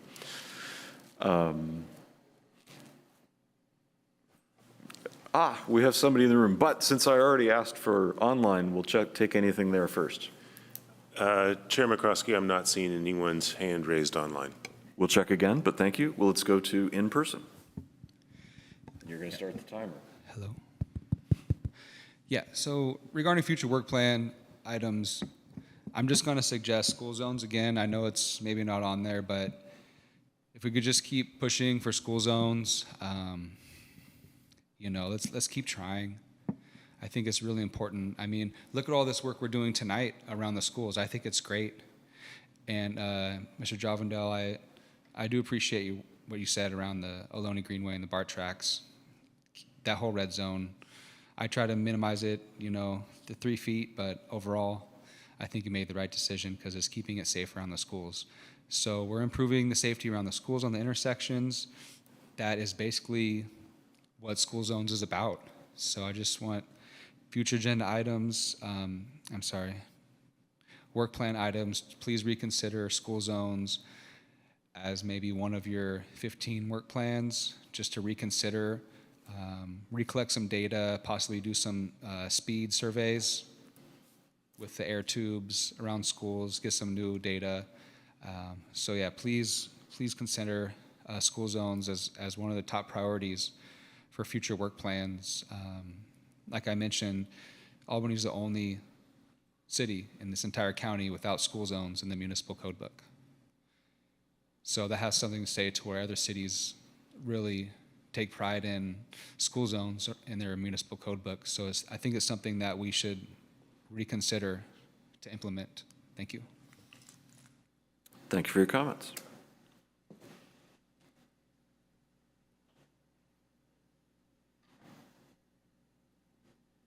Has anybody raised their hand online? No, I'm not seeing any hands raised. Okay. Then we'll bring it back to the commission. I think we are gonna update the active transportation plan fairly quickly, right? So maybe that what the gentleman just mentioned, the school zone can be part of the consideration for that? It sure could. To clarify, I think the council's intent with this exercise is not so much to edit the work plan as it is to kind of check in to see how much progress you've made. I think the intent of the council is there's a unique window of opportunity here at the end of a council term to make sure that they're happy with the number of commissions and committees, the organizations and areas of responsibility and so forth. And so by looking at how much everybody has gotten done or not gotten done, they can adjust accordingly. Once a new council comes in and new appointments are made, it's unlikely that adjustment's going to be made for another 2 years. So the commission will have an opportunity early to mid next year when the new council is seated to come up with a new work plan for the next 2 years. This is more just kind of how did we do, check in rather than a complete re-edit. Thank you for nipping us in the bud there. I have a question, though. Please. I'm fairly new here. Yeah. I'm wondering, are we getting some more things done during COVID or not? With people sitting in front of the computer, it's more efficient or not? I think I can address that. I would say that it's different. It's, you know, we've had a lot more opportunity to participate when we've been away from home, but at the same time, being online is not quite the same. You know, I was able to take an extra question from a member of the public. That's really doesn't happen online, but it can help the public feel that they've participated fully. I do it judiciously, but you know, it can't do it online. And looking at this work plan and the staff notes about our progress, I think for our previous work plan, we did really well at addressing everything on our work plan, at least a little bit, and some things quite a bit more than a little bit. This work plan, and Mr. Freed, you can correct me if you disagree, but this work plan, I think we may not have addressed quite as many things, but I think we were still very productive.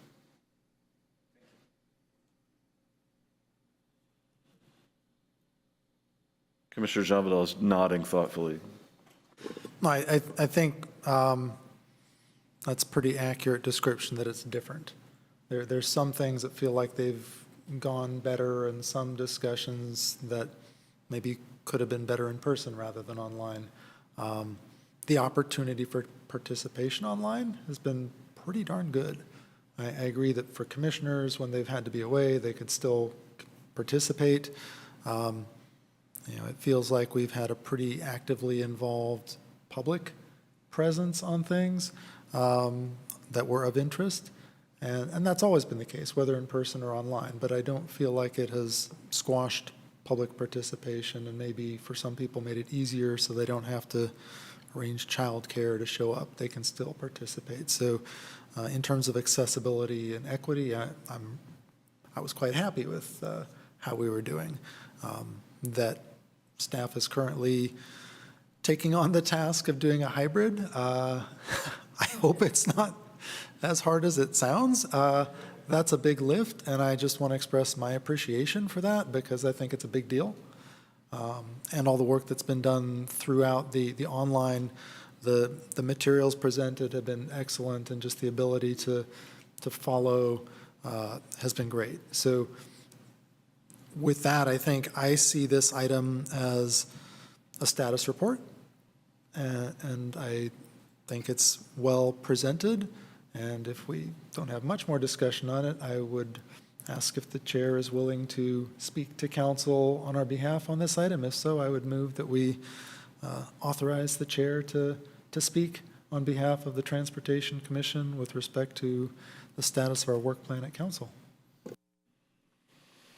Thank you. I would ask what the expected date at council would be. Monday, November 7th, the next council meeting. The next council meeting. I'm preparing for a concert on Monday nights, and it is not ideal for me. So I'm wondering if I could ask another commissioner to stand in. That would potentially fall to the co-chair, but it's not a requirement.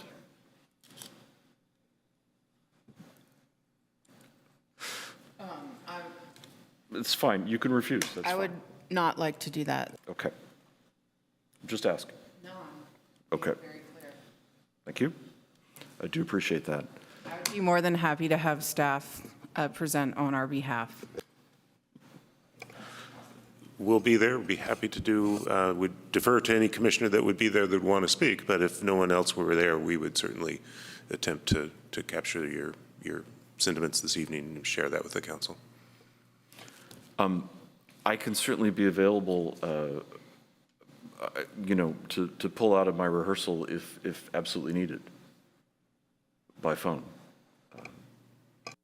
Okay, why don't we could arrange it that way, that I could text you if there were particular questions for the commission that the council had, we could see if that works. I can be in communication within a couple of minutes. Right.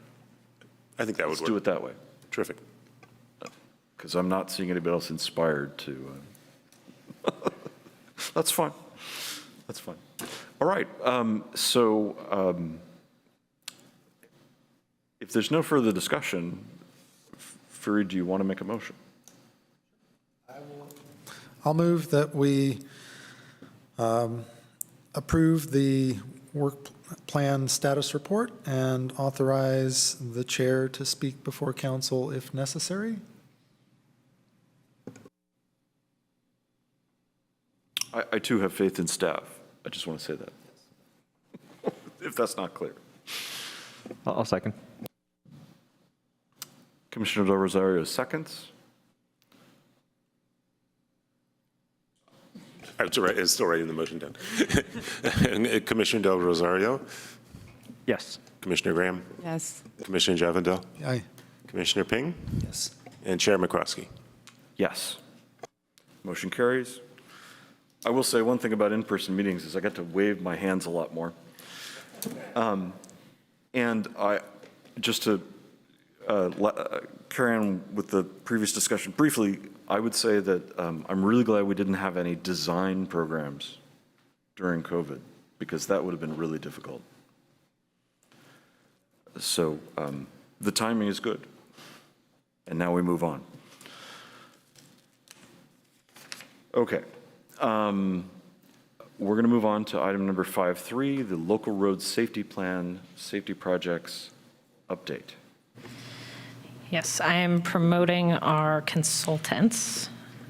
So just give us a moment for them to join us on Zoom here.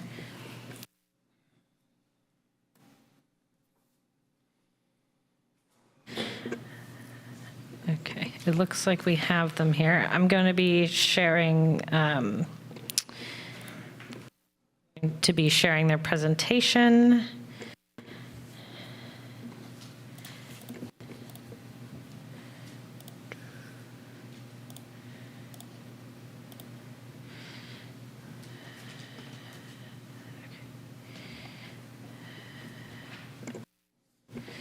Okay, and consultants, we have Mark, Ruta, and Hamangi from TJKM, who I believe you have all met before at previous meetings, and will be giving us an update on the local road safety plan.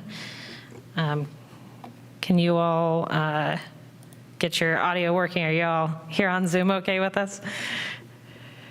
I think I'm okay if y'all can hear me. Yes, we can. Perfect. All right. I think I'm okay too. Lovely. All right. So yeah, just go ahead and let me know when to change the slides. Thank you, Michelle. Chair and fellow commissioners. My name is Mark Doty. I'm a senior planner with TJKM. As Michelle said, we've been before this commission before to present some parts of the local roadway safety plan. Ruta Jariwala is also with us. She's a principal. She'll be tag teaming on this presentation, taking over once we get to the safety project portion of it. And then Humangi Mutha is also with us. She does a lot of the heavy lifting and data collection and crunching of the numbers as well. So we want to thank you again for this opportunity for being here tonight. If you can go to the next slide.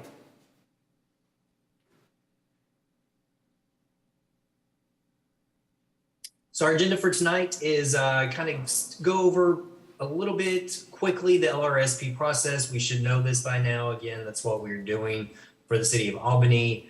We'll kind of present some highlights of the community comments so far, go over really quickly high injury intersections and segments. Again, this is something y'all reviewed before. Our emphasis areas we'll go over, and then we'll discuss in depth the countermeasure toolbox and then safety projects that we have planned for Albany. And then we'll answer any questions that you may have. Next slide. So again, for this LRSP process, which LRSP is a local road safety plan, we've been taking the collision data from the last 5 years on the city roadways plus San Pablo Avenue there in Albany. The collision analysis, which we have done, is identified collision trends, collision type, severity, violation categories, and also we have done a geographic analysis of spatial identification of where those top trends occur within Albany. Again, part of that comes out of that is the identification of the high injury intersections and roadway segments, and then we identify emphasis areas, which then all leads to identifying viable countermeasures and developing a toolbox to try to help address some of those high injury intersections and roadway segments. That in turn leads us to develop safety projects for those locations that we can submit for funding either through HSIP or SS4A, whatever other grants. And the city can take a look at as well if they want to try to fund some of that as well. Next slide. So real quickly on the community comments page, we have had a City of Albany roadway safety plan website. So city has done a great job also with promoting this on their social media networks as well. Through the October 20th, we've had almost 600 responses, 579, which is a really good rate of response for a city. Visibility and speeding were the most commented concern on that, on the community comments. In the next slide, we also have, again, visibility, lighting, curbs. You see 21% of the residents. Speeding is a really big concern of overall traffic concerns. And then of the corridors that have traffic concerns, you see the top ones are Solano, Marin, and San Pablo Avenue there. So we also took a look at bicycle pedestrian safety as part of this LRSP as well, because 44% of all of the KSI, which is your fatal and severe injury collisions there in Albany, do involve a bicyclist or a pedestrian.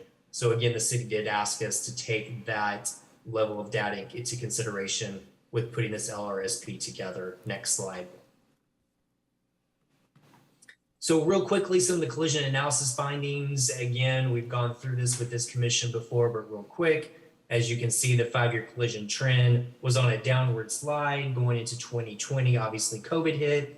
I don't know if we have done any preliminary research since 2020 about how that is kind of ticking up, but the 5-year collision trend from 16 to 20 again is a down slide. 478 collisions between this time period, with 16 fatal and severe injury, or KSI, also with 1 fatality. And again, you can see there on the graph. Next slide. The supermajority of your collisions there in Albany occur on the roadway segments. 96% of those. The majority of the overall collisions are either rear end or broadside, within your KSI or FSI collisions being broadside and then involving a vehicle pedestrian. Collisions involved with a motor vehicle usually is with another motor vehicle, so they are running someone else. That's the top for your total collisions, and then your KSI, fatal and severe injury. And then your violation category, your top ones are improper turning, and then just automobile right of way, and then unsafe speed as well. Next slide. So again, like I mentioned before, we did do additional pedestrian and bicycle collision analysis for the city of Albany as per their request. And as you can see, 76% of pedestrian collisions occurred in a crosswalk or an intersection. For a pedestrian, 61 of a bicycle occurred where party at fault was proceeding straight. So that essentially was just someone turning into them for the most part. And then nighttime collisions make up 26% of pedestrian collisions because of low light conditions there. Next slide. Your high injury networks, as we have identified before, these are all of your top 10. San Pablo, again, is kind of the focus area. They have 6 of the top 10 high injury intersections there in Albany.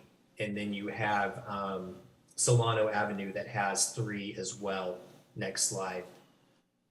So that leads then into your high injury corridors. Again, hopefully it's no surprise that Solano Avenue and then San Pablo are your biggest, with Buchanan and Santa Fe kind of bringing it up as well. Next slide.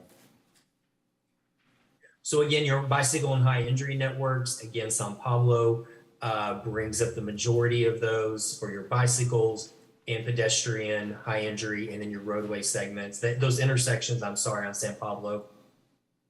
And then San Pablo overall, the roadway segment is, pretty hazardous for bicycle and pedestrians as well as Solano.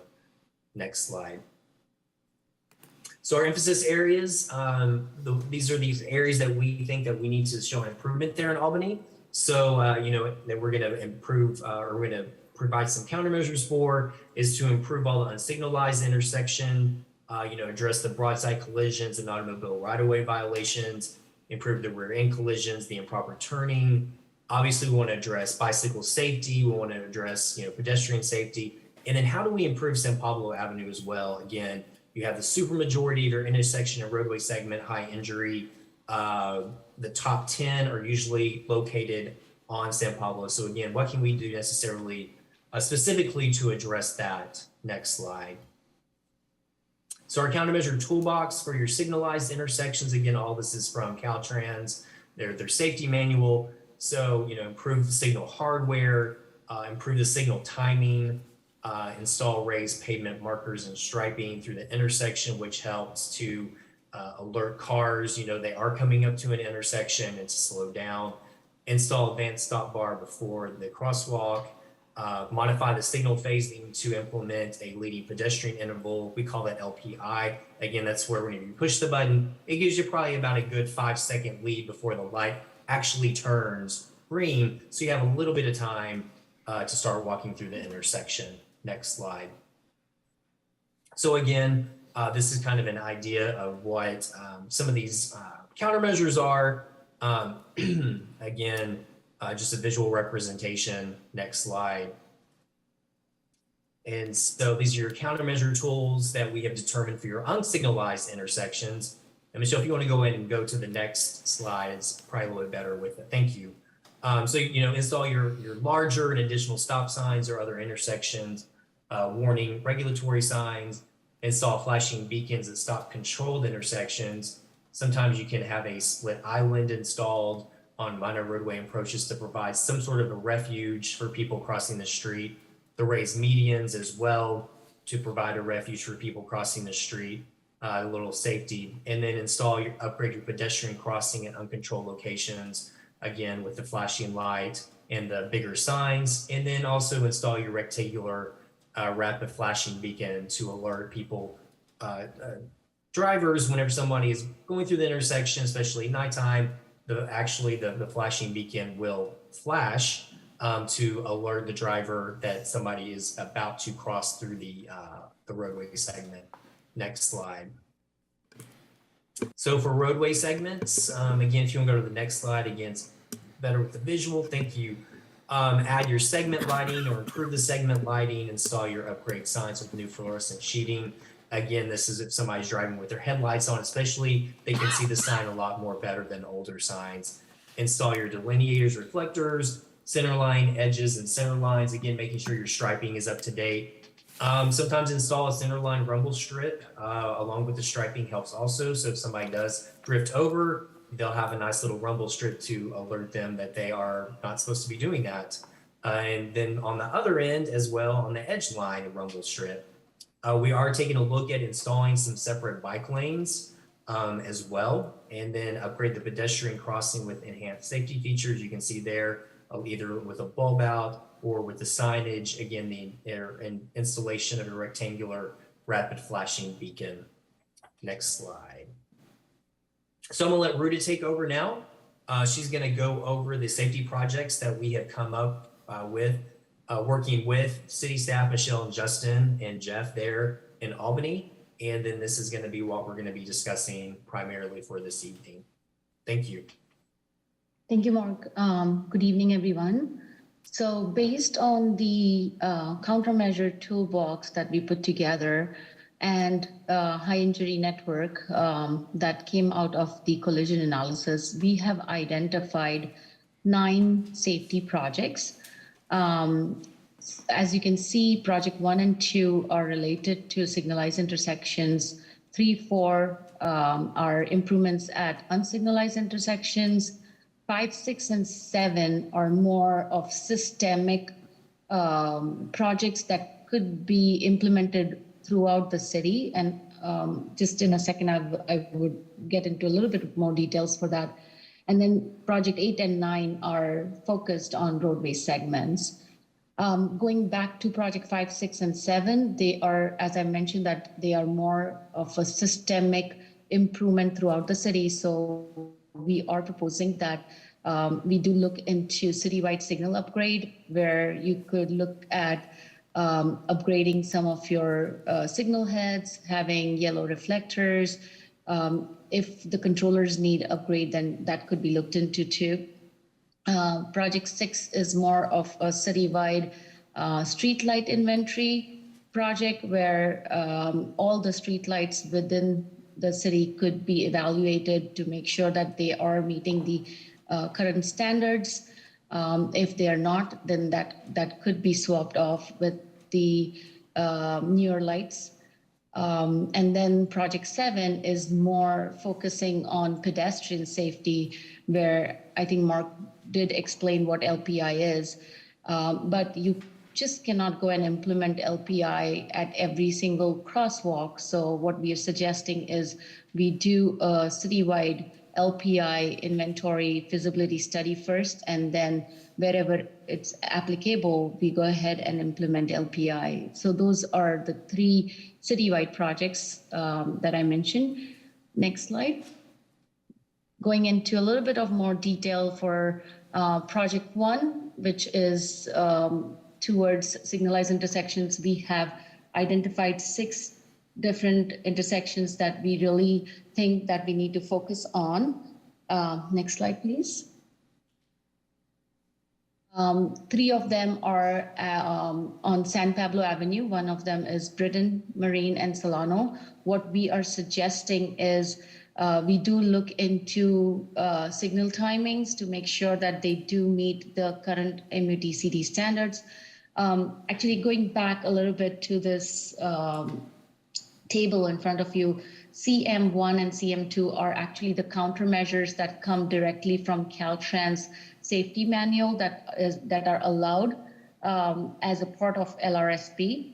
Non-EDSIP countermeasures are the ones that, even though Caltrans does not allow through the LRSP process, these are some of the countermeasures that we could look into, which are non-EDSIP. Non-EDSIP means they will not be funded through EDSIP grant applications.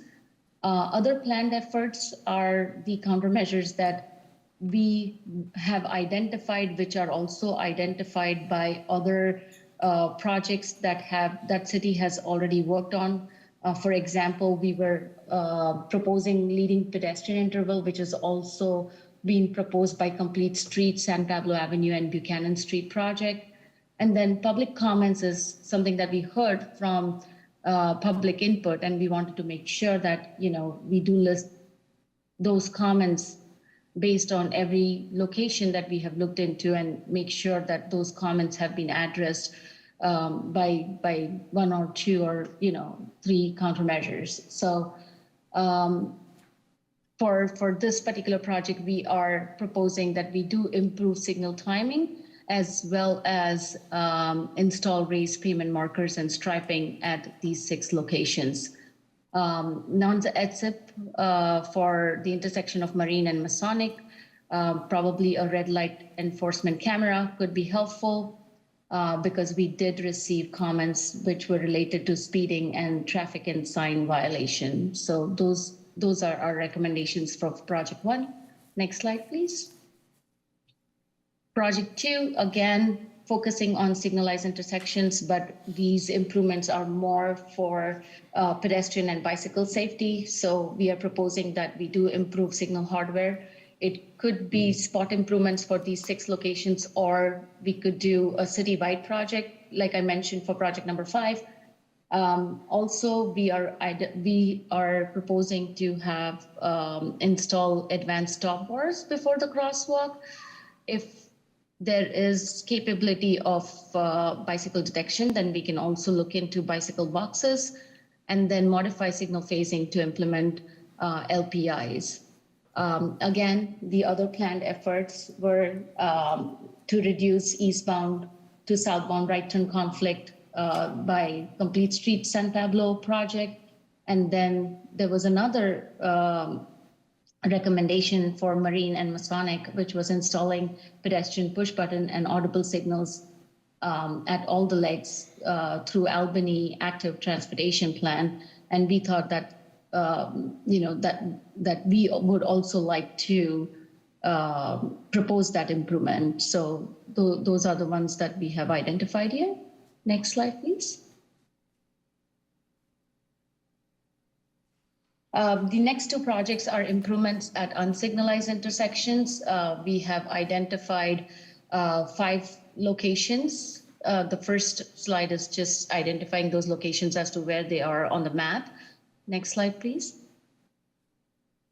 Project 3, improvements at unsignalized intersection for 6 locations. We are proposing that we do install and look at or see if larger or additional stop signs or regulatory or warning signs are needed at 5 out of 4 unsignalized intersections. We are also proposing to install flashing beacons at stop control intersections for intersection number 2 and 5, shown on the table.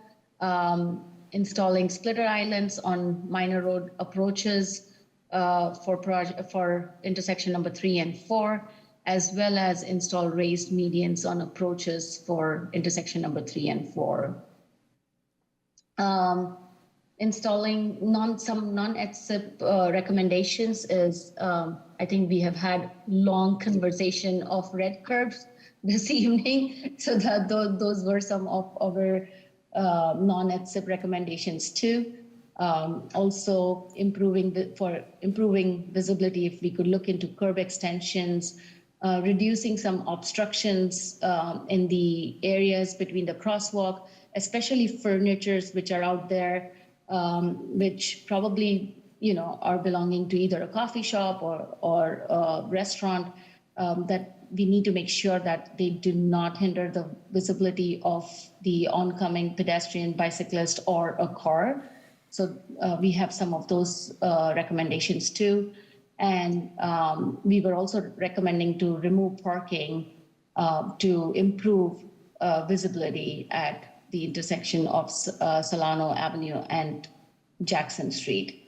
Next, please.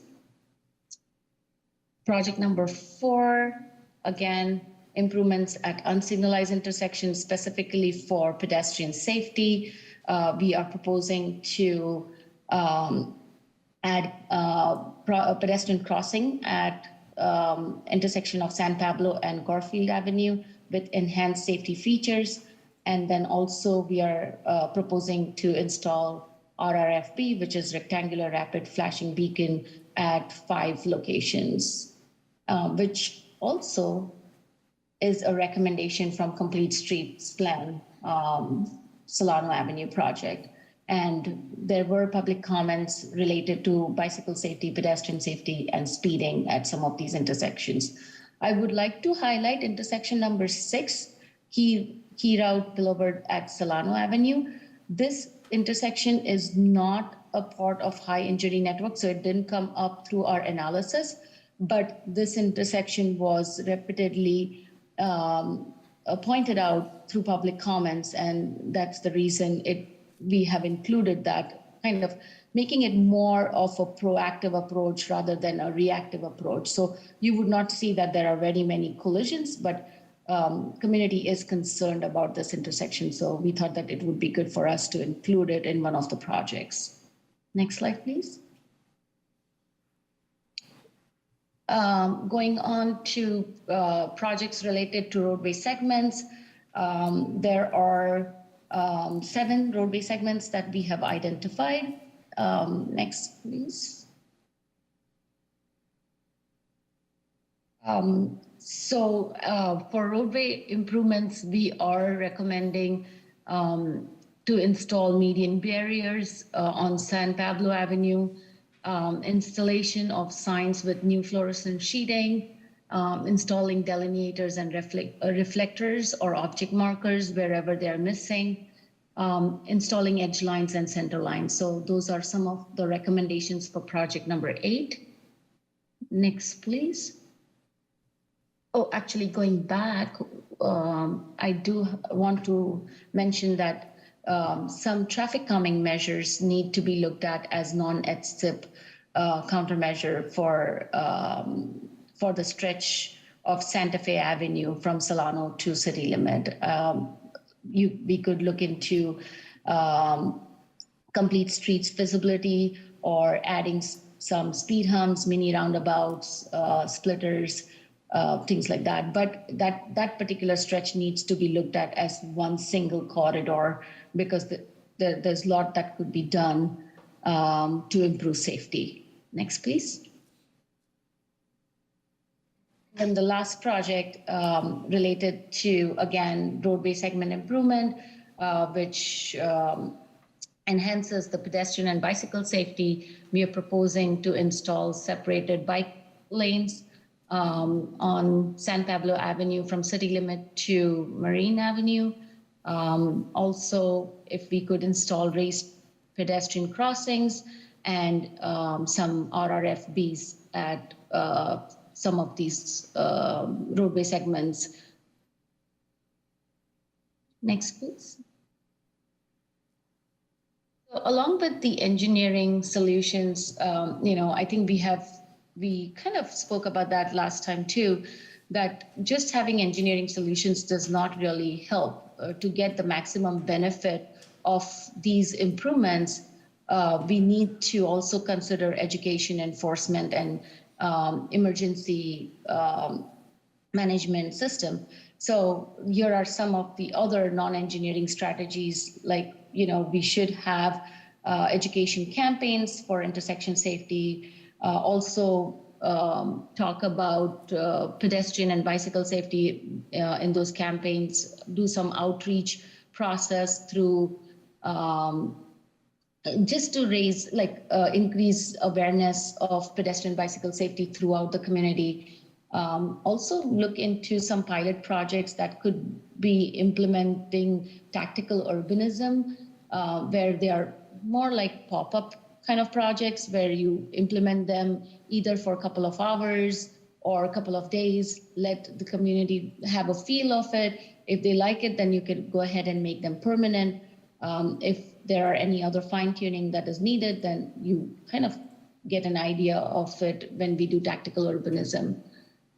Definitely enforcement needs to be a part of it. And I've been listening to this presentation from the start, and Justin did say that everyone is pretty active in the city for enforcement. And I think last week, if I'm not wrong, probably 21 tickets were given. So I think city is doing a pretty good job there.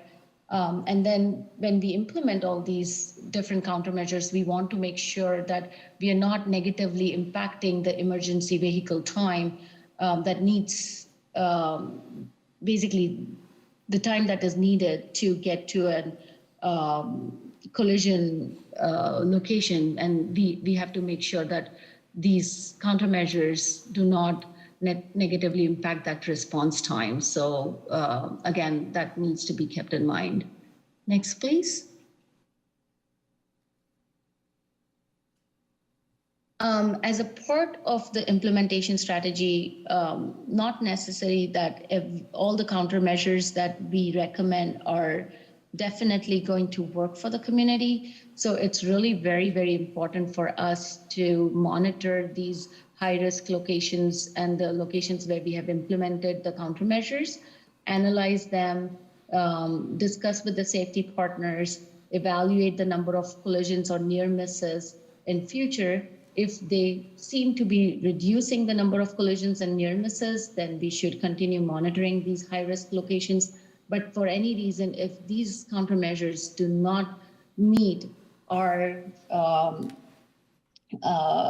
purpose of reduction of collision, then these countermeasures need to be reevaluated, fine-tuned, and probably re-implemented. So that's the reason why LRSP is more of a living document that needs to be updated every 2 to 5 years to make sure that these countermeasures that have been implemented are beneficial to us or not. And that's kind of the implementation process that we need to keep in mind. Next, please.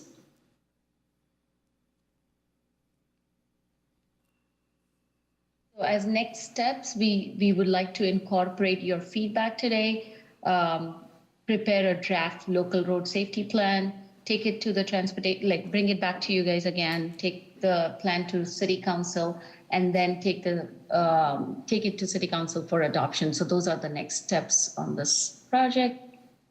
Next, please. Next, please. Yeah, and I would like to open up to questions. Great, thank you for that presentation. So tonight we're just giving feedback on this process. Are there any questions from the commission? Commissioner Pang. A quick question. Some parents from Cornell School asked me they're still putting their advices and suggestions on the online questionnaires. I was informed that those input are not reflected in the study, but the CDR keep collecting them for the active transportation plan. But it seems like those questionnaires are still taken because the data shows that I think it's just the latest is October 20th. So if you can clarify what are you doing with that website, that would be great.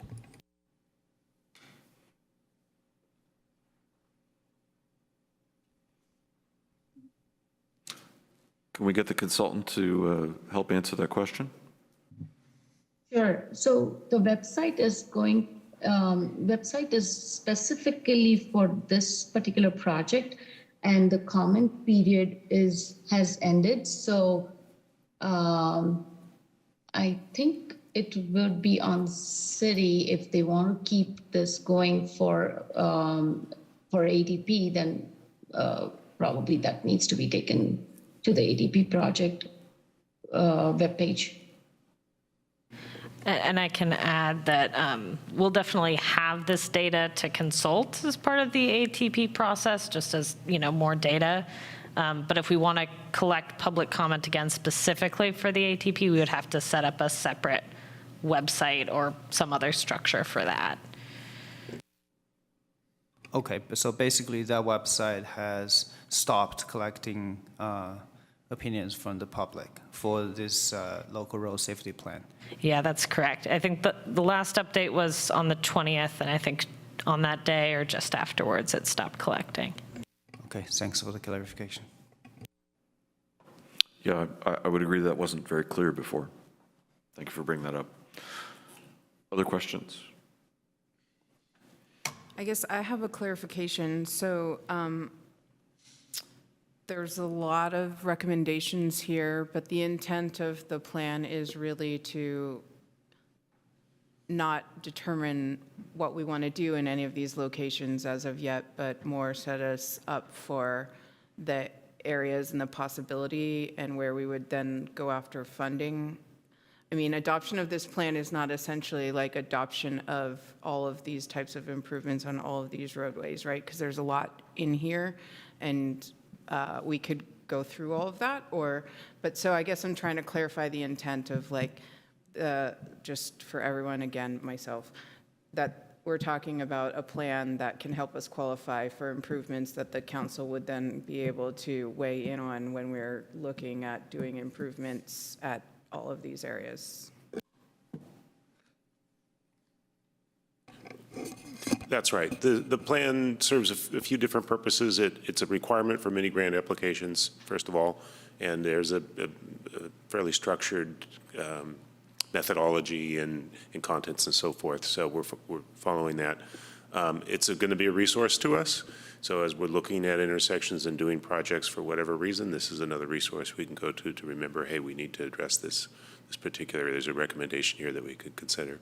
And then we do think it's foundational to the preparation of an active transportation plan, particularly the data collection and the analysis of the intersections and the corridors.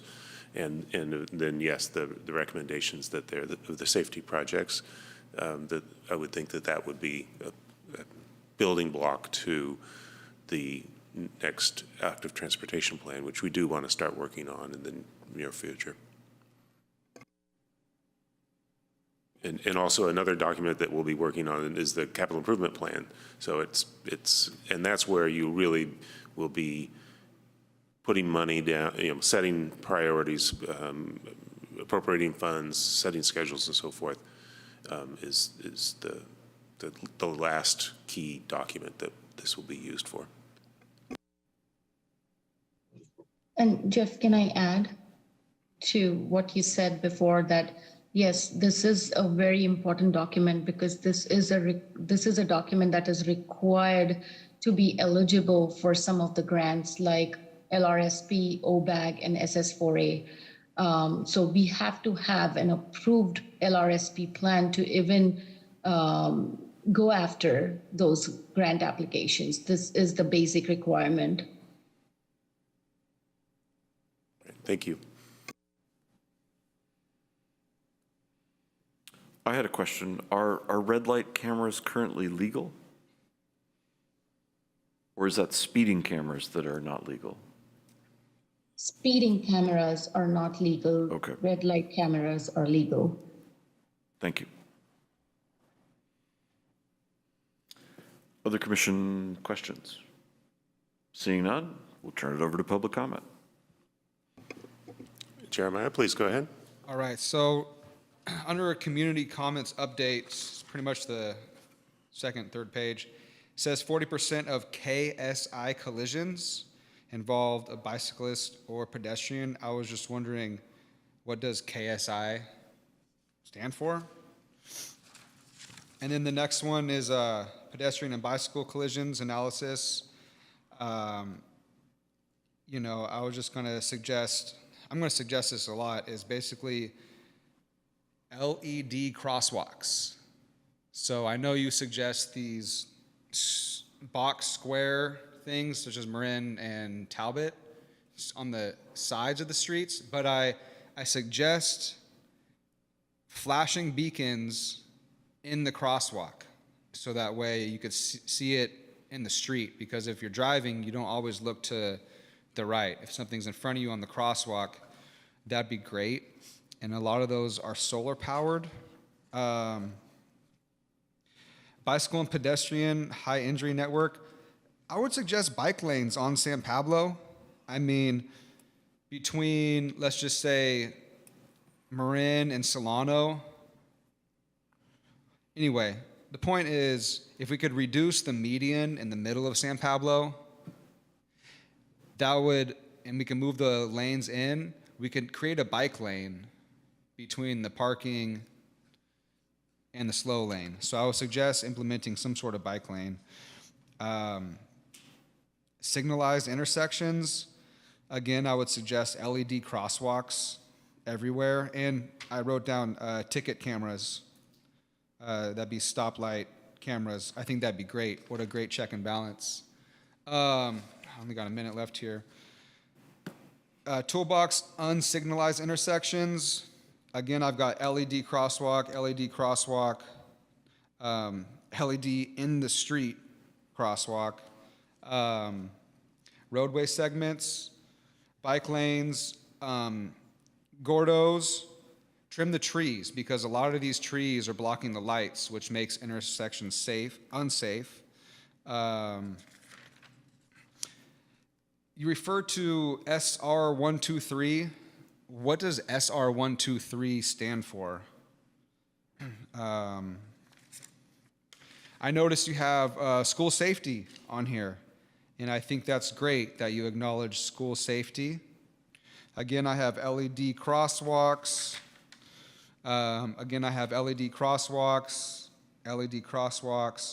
Trim trees where lights are blocked. LED crosswalks. Crossing guards.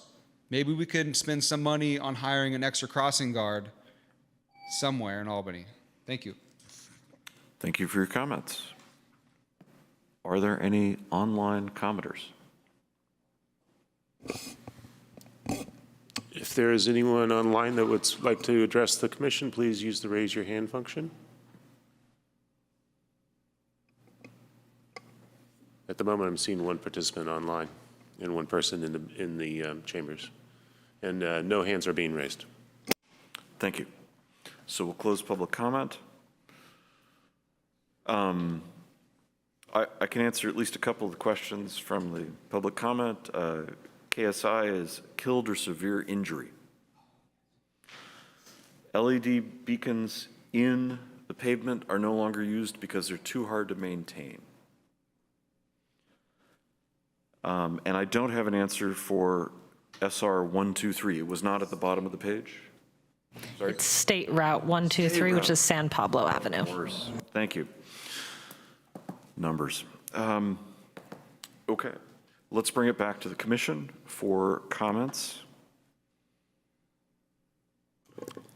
Well, I think it was a lot of good information, great deal of which seems pretty intuitive. I like that there's things ranging from just sign enhancements, signal enhancements that are relatively low cost to more substantial things. The one that really popped out at me that just my personal experience says would be really great would be a red light camera for Marin at Masonic. It's stunning how many times I've been at that intersection and seen cars on Marin blow through the red light really late. And with the greenway right there, that seems like if we were going to prioritize somewhere to go to that effort, that would be the one. I fully acknowledge that that is something to be started with a discussion with the police department, because they have to review the citations, and it's not a trivial effort. But if we could change the behavior pattern there, I think that would be quite an improvement.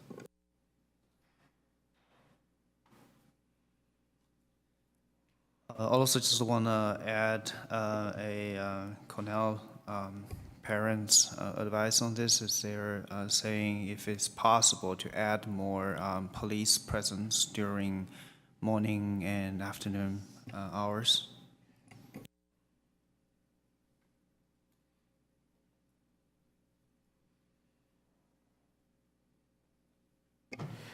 Yeah, I didn't see much safety improvements for transit or for transit riders. And I think there are some things we can do. I know this was sort of crowdsourced and drew from other data, but there are some things we can do for transit. There are a good amount of riders on Solano Avenue and also along San Pablo Avenue. So things such as optimization of the bus stop locations, making sure that they're in the safest location at the intersection, making sure the bus stops are long enough so that people boarding, loading and unloading on the buses don't have trips and falls, and the bus is flush to the curb. Putting in bus bulbs instead of PED bulbs is a way to kind of solve two things with one feature in terms of keeping the bus in the lane of traffic, but also narrowing the crossing distance. And then also some of the recommendations that are put out there do have some trade-offs, and I just want to make sure we acknowledge those. With signals, of course, there is a decent amount of effort put into signal coordination along San Pablo Avenue for the entire corridor. And I know there's projects at the county level for also doing similar features as what's recommended here. So there should be some coordination there, and this isn't looked at in isolation. And then also know that anything done along the major corridors that have pedestrian improvements also have trade-offs and can, be more difficult for transit or slow transit down. And I think those things just need to be kept into consideration. I think I covered it all. Yeah. I second that. I support all the comments we've heard so far. I appreciate seeing this further fleshing out of the project, and as previously noted, the distance between intersections in Albany from east to west is less than 250 feet, and that tends to focus everything at the intersections. So I appreciate that the consultants have, added in some specific targeted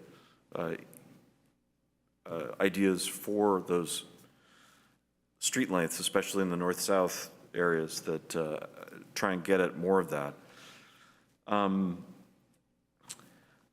There's further fleshing out of the aggregate information from the public input, and that supports the priorities that have been looked at, and not only the priorities, but some of the specifics that we saw in the plans, which is great, and I appreciate that.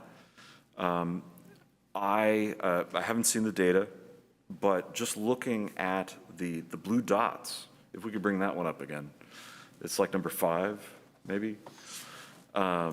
Looking at the locations of the comments, I think the plan has done a good job of capturing some spots like Santa Fe between Solano and Marin, where there are a lot of dots, and down, also was mentioned that whole corridor down to the border. You can see a little grouping of dots there down in the rightish middle at the city line. There's also seems to be, and I'm just looking at the dots, seems to be an aggregate of comments on Brighton and in the Portland area. So the care that we took tonight of looking at the red zones is reinforced. But that Brighton corridor has quite a few dots. And looking at the comparison to your heat map, I'm not seeing the same there. The other area that I would point out is down at the freeway in the overpass area. It's hard to tell again, but it looks like there's a lot of comments there around all of the parts of that intersection down even further south than the freeway, than Buchanan. So I'm going to throw that out as a challenge for the consultants to respond to, and to hopefully give us a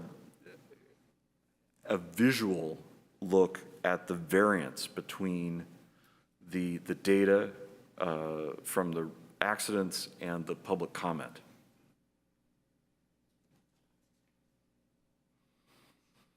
And say again, progress has been made, but I'm still on this. Chairman, can I just add to that point? There's a big gap between data of the responses, which are fairly recently, and the data they have here on the next page, because that's data ended into 2020. There are a 2-year gap, and I believe a lot of things changed for the past 2 years. So to be clear, you're pointing at pages, but you're saying there's a difference between the public comments, which are in real time or current, and the accident data, which is somewhat aged. Right. Yeah. Good point. Any further comments? No, but do we need to extend to cover our next couple of items? They're short items. Yeah, I would move that we extend to 9:45. That ought to be plenty of time. I'll second that. Second from Del Rosario. All in favor, raise your hand. All opposed? Thank you. So any questions on feedback, or should we move on? I don't think so, unless any of the consultants have questions.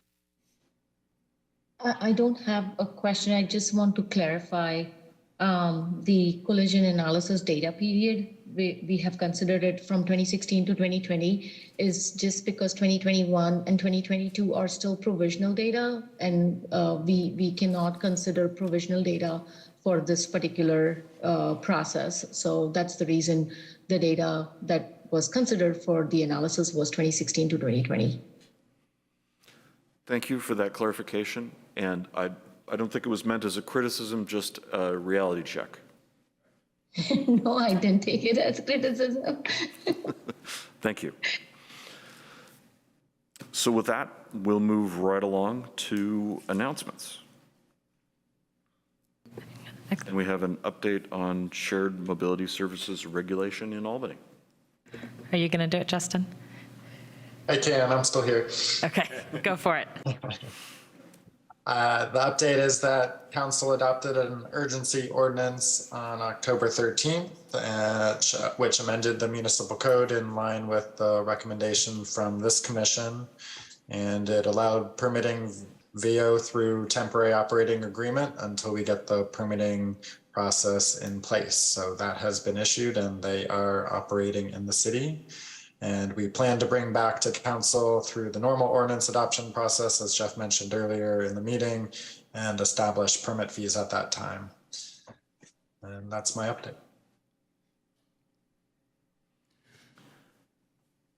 Great. Are there any announcements from the commission?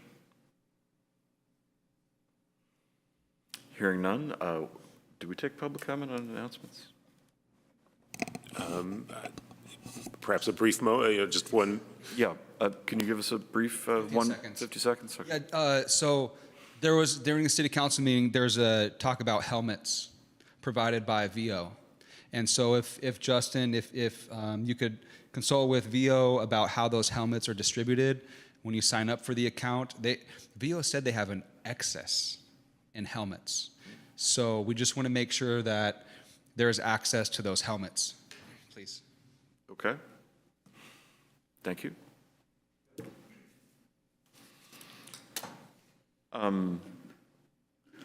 I'd like to mention that I attended a meeting earlier this week of Link 21 and found it to be a very interesting project that one of our commissioners is involved with, and and is probably the reason she's over meetings. But the information was great, and it's an exciting project. And if you haven't checked out the information on the website, I suggest you do.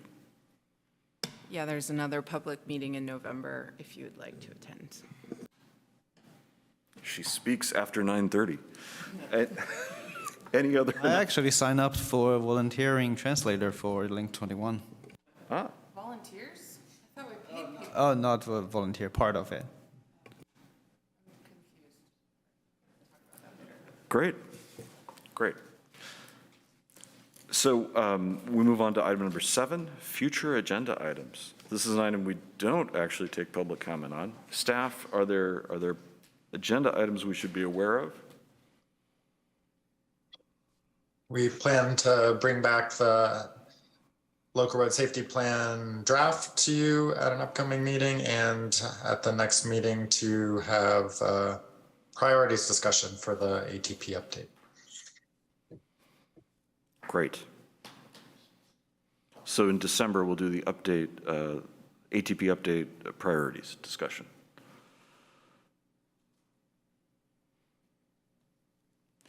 Terrific. And I'll keep moving on. The next meeting is a special meeting. It's going to be a combined November and December meeting on December 1st at 7:30 in the evening here. Traditionally, when we meet in person, we like to have just a few minutes of a break in the middle. I usually bring hot cider, which is non-alcoholic, and you're welcome to bring a little something to nibble on, and we'll just have a few social minutes to celebrate the season and the end of 2 years of our current commission. And with that, seeing nothing further or any significant looks from staff, I will adjourn the meeting. Thank you all very much, and it's good to be back in person. Thank you.